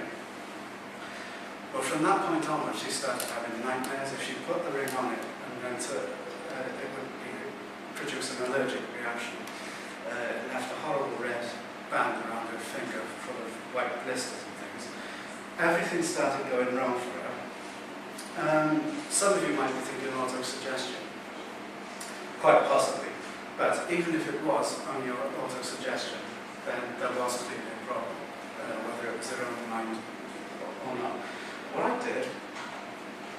was kind of guided as to what to do about it. And I was lucky enough to live at that time only about half a mile from the country park. I took the ring down to a small stream that ran through the park, put it at the bottom of the stream, and then I weighed it down with stones. And I let the natural water, the clean, clear water, run over the ring for 24 hours.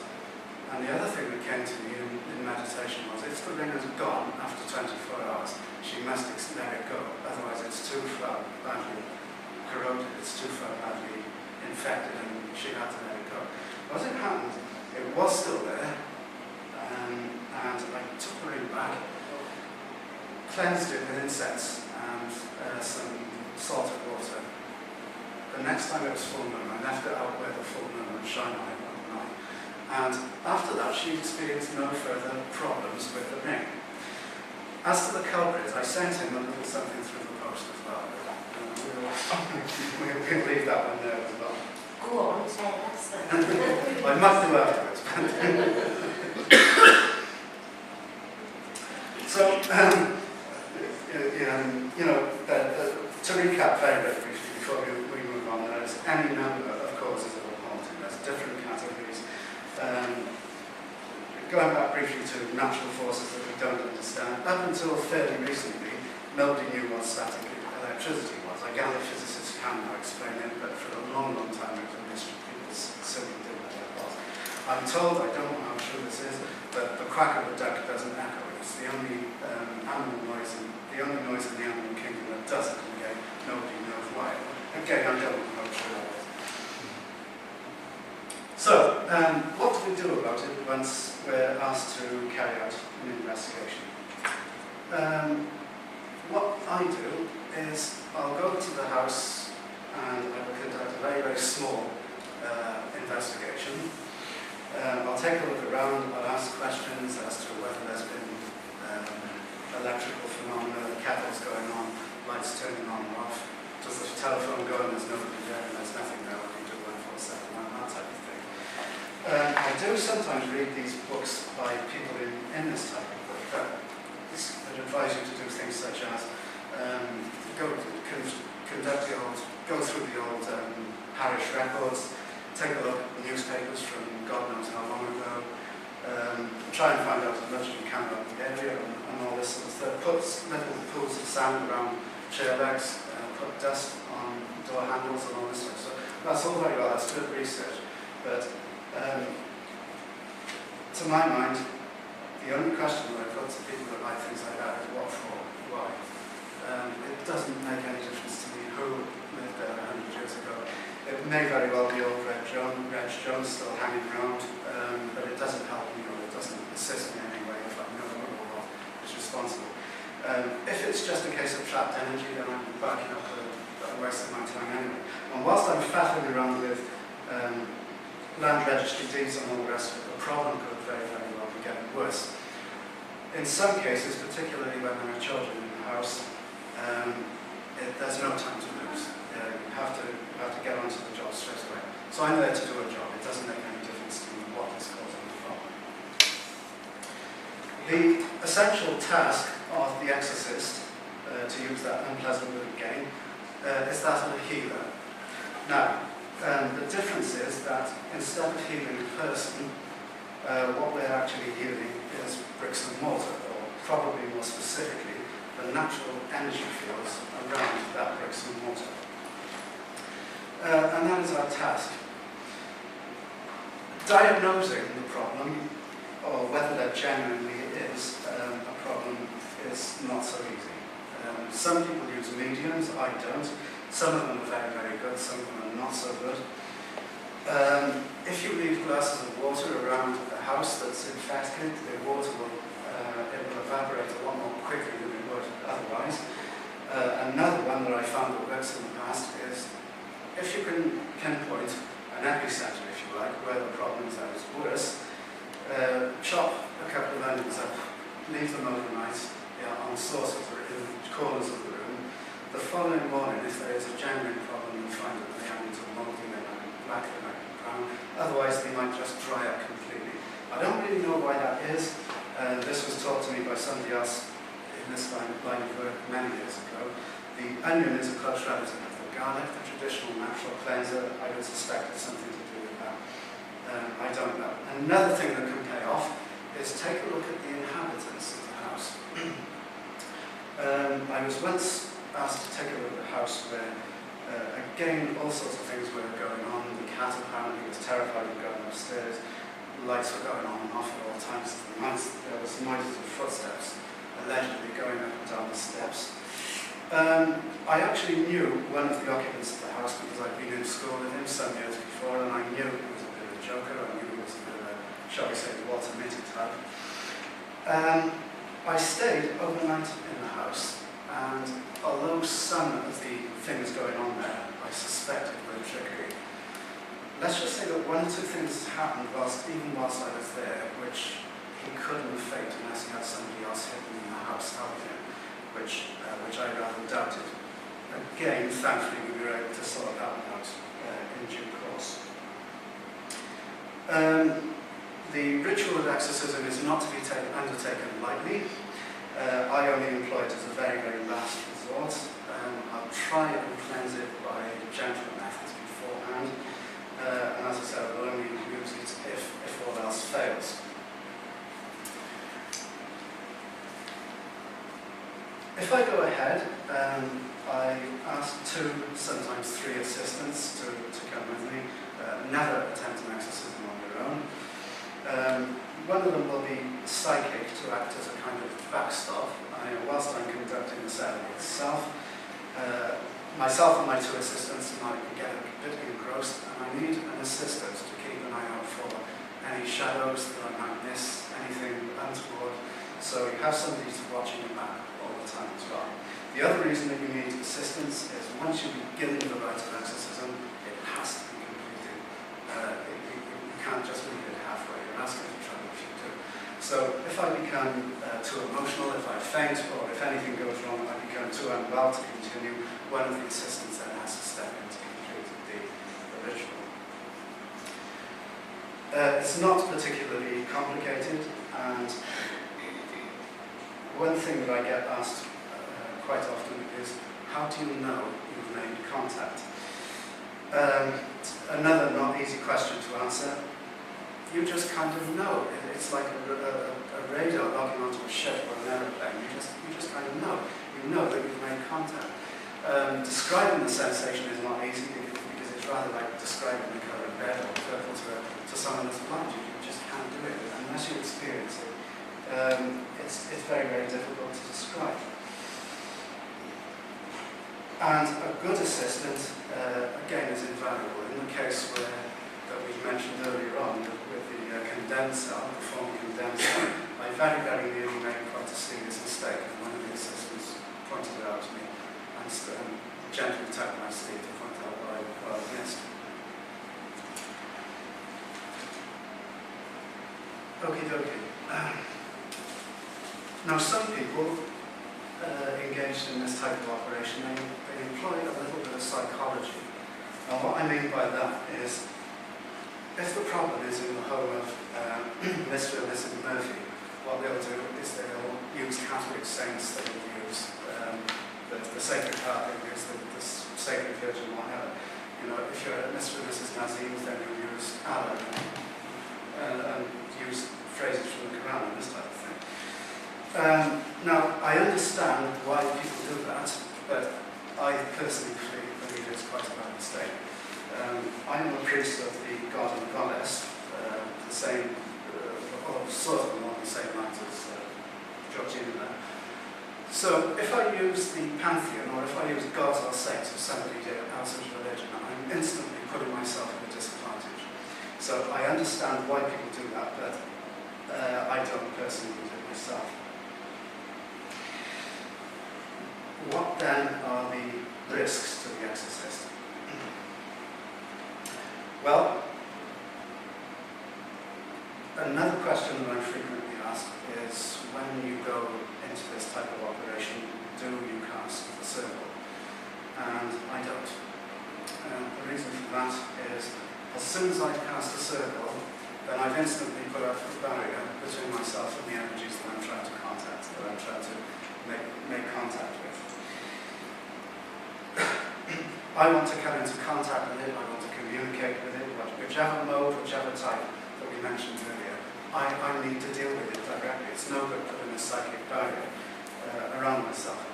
I would only do that if I felt that I was very, very close to defeat, or if I felt that myself or the assistants were in some sort of danger, or if things were getting out of hand. So, does that mean that I go into an operation completely undefended? No, absolutely not. The night before, I go to bed early, so that I'm nice and fresh on the day itself. I don't eat meat anyway, but when I did, I would abstain from all types of animal products for a good 24 hours beforehand.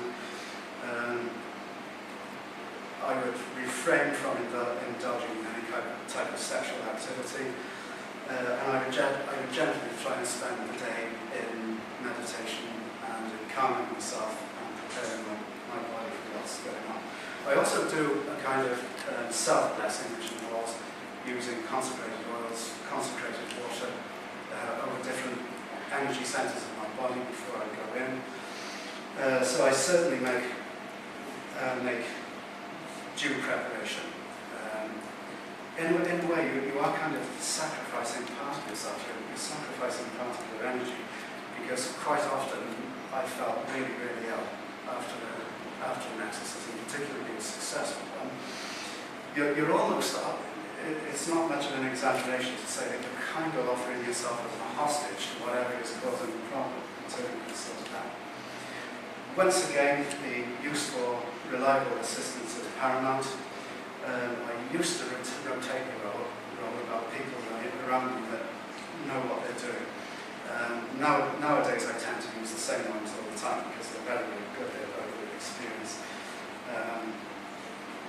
They're dedicated, they're psychically switched on, and they bear all the signs of good assistance. And thankfully I've only ever lost, I think, over the years, about 2 cases. But I can honestly say we've got me, and there's been no results whatsoever.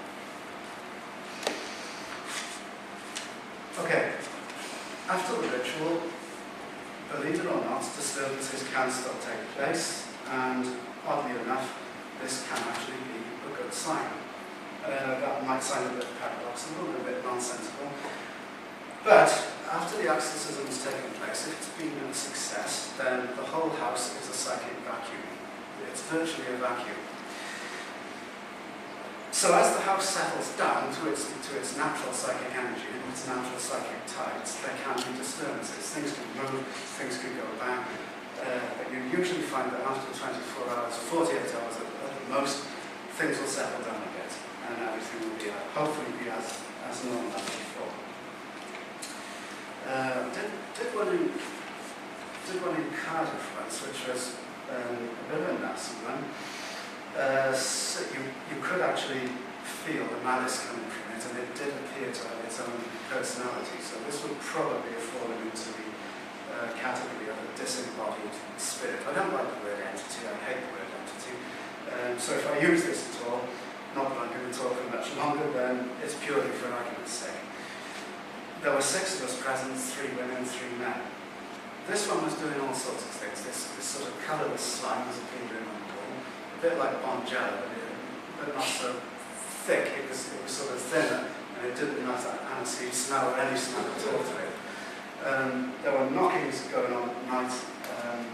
The cattle kept turning itself on and off, and there was a semi-permanent bad smell in the place.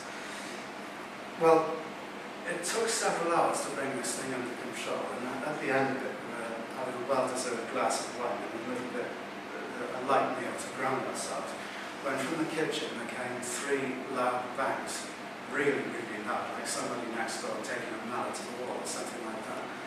And I turned round to her, and the 2 guys looked at me. Only the men heard it. The ladies present didn't hear a thing.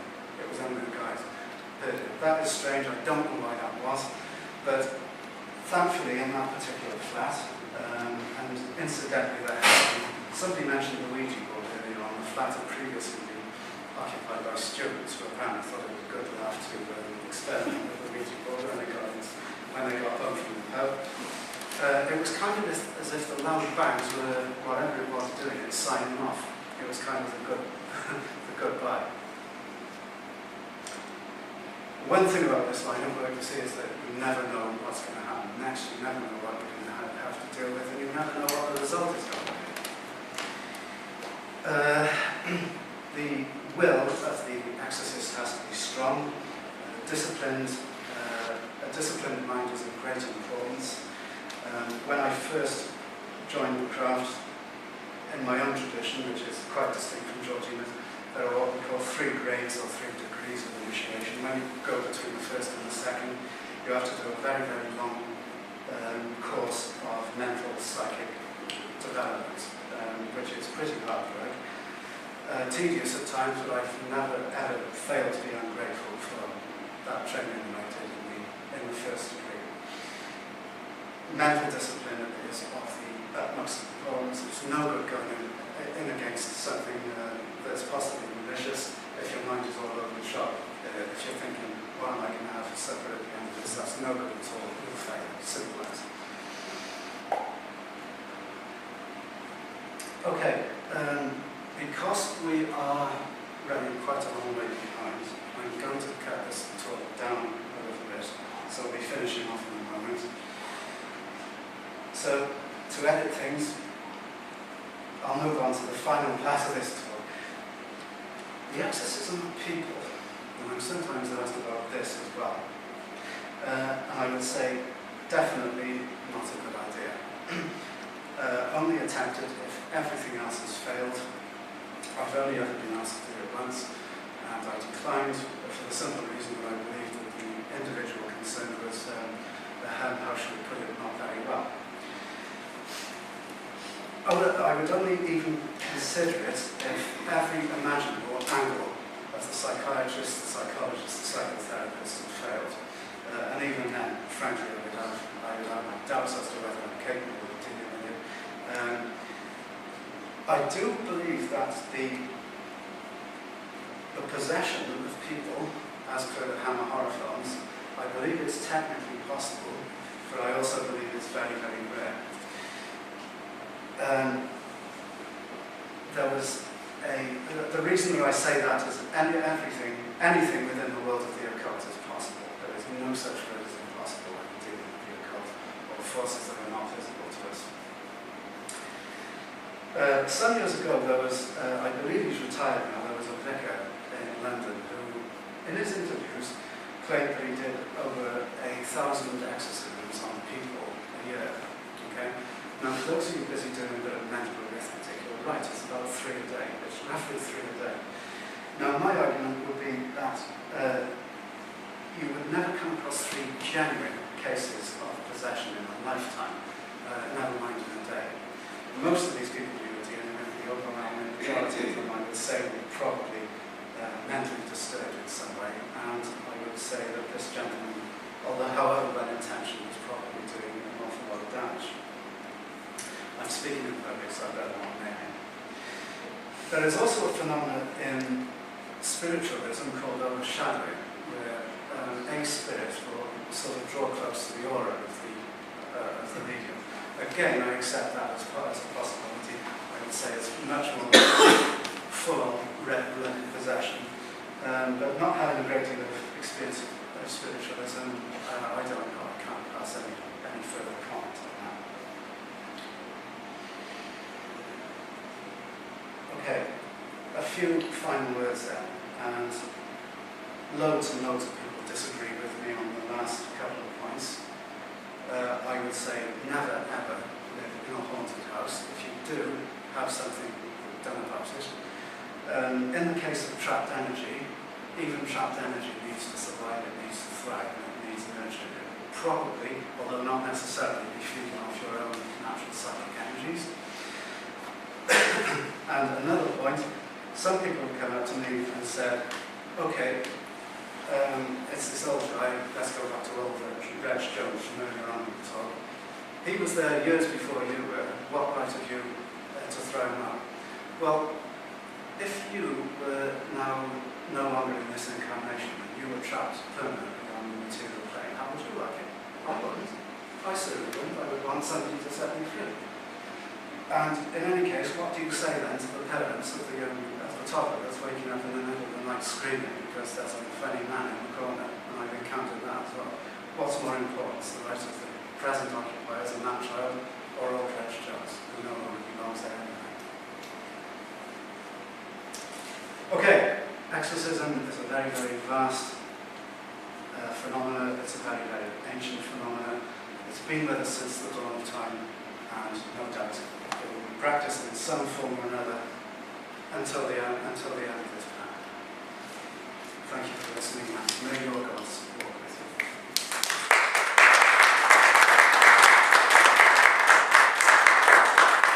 Sorry about that, folks. That normally goes on for about an hour, but because we're way beyond time, I really cut that down.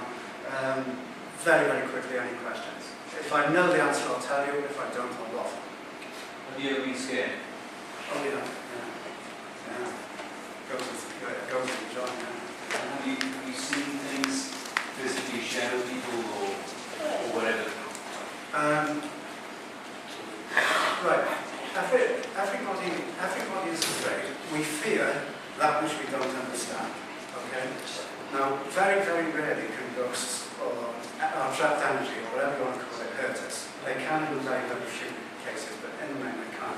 So the obvious question is why would we be frightened of ghosts? But because we don't understand ghosts, or we've only got theories, so we can't actually prove one way or the other what they are, then we're scared of that which we don't understand. Just as thousands of years ago, people were terrified of eclipses of the sun and moon because they didn't know what it was. They thought the gods were angry and something terrible was going to happen. Well, now we know what causes that. So we don't, in fact, we must look at eclipses. Yes, I've seen a shadow move from one side of the room, strangely enough, not at ground level, but at the top, at the corners of the room. I've seen a candle fly off a shelf. I have seen things move at their own accord. And yes, there's been cases of particularly dealing with unpleasant energies, and I've thought, yeah, I'm frightened. I might not. If you're in a situation and you think you might not be strong enough to deal with it, then yeah, you get frightened. As soon as you get thoughts like that, Barbara, I'm not good enough, you've got to banish them straight away because you're in the corner, you're on the ropes, and you've got to snap out of the corner. But yeah, I feel scared, and I've seen things that you couldn't explain by normal science. I believe, incidentally, that science will one day, science and the occult using the old and again, will one day walk hand in hand, as they did many, many centuries. But that's a long way to go. Yes. Probably a silly question, but I know you only said before you do exercise. Yeah. Why not people with this? What specifically? Well, I don't anyway, but what some people believe is that if you take the meat into, I mean, first of all, I don't think, if you're in a case of psychic or spiritual purity, it's not good to take dead, rotten things. Anyway, it's just not conducive. Some people, however, believe that animals, when they go into the other's world, are very, very conscious and very, very aware of what's going to happen. And the terrified animal obviously produces all sorts of hormones, it produces adrenaline, which transfers into the meat. And you're eating something that, if that theory is correct, and I don't know how true that is, then it's obviously not a good thing to digest into your body. And avoiding anything connected that's once gone right before you go into an exercise is definitely good. It's a good cleanser, it's a good cycle cleanser, it's a good one level of skills. Right, anybody else?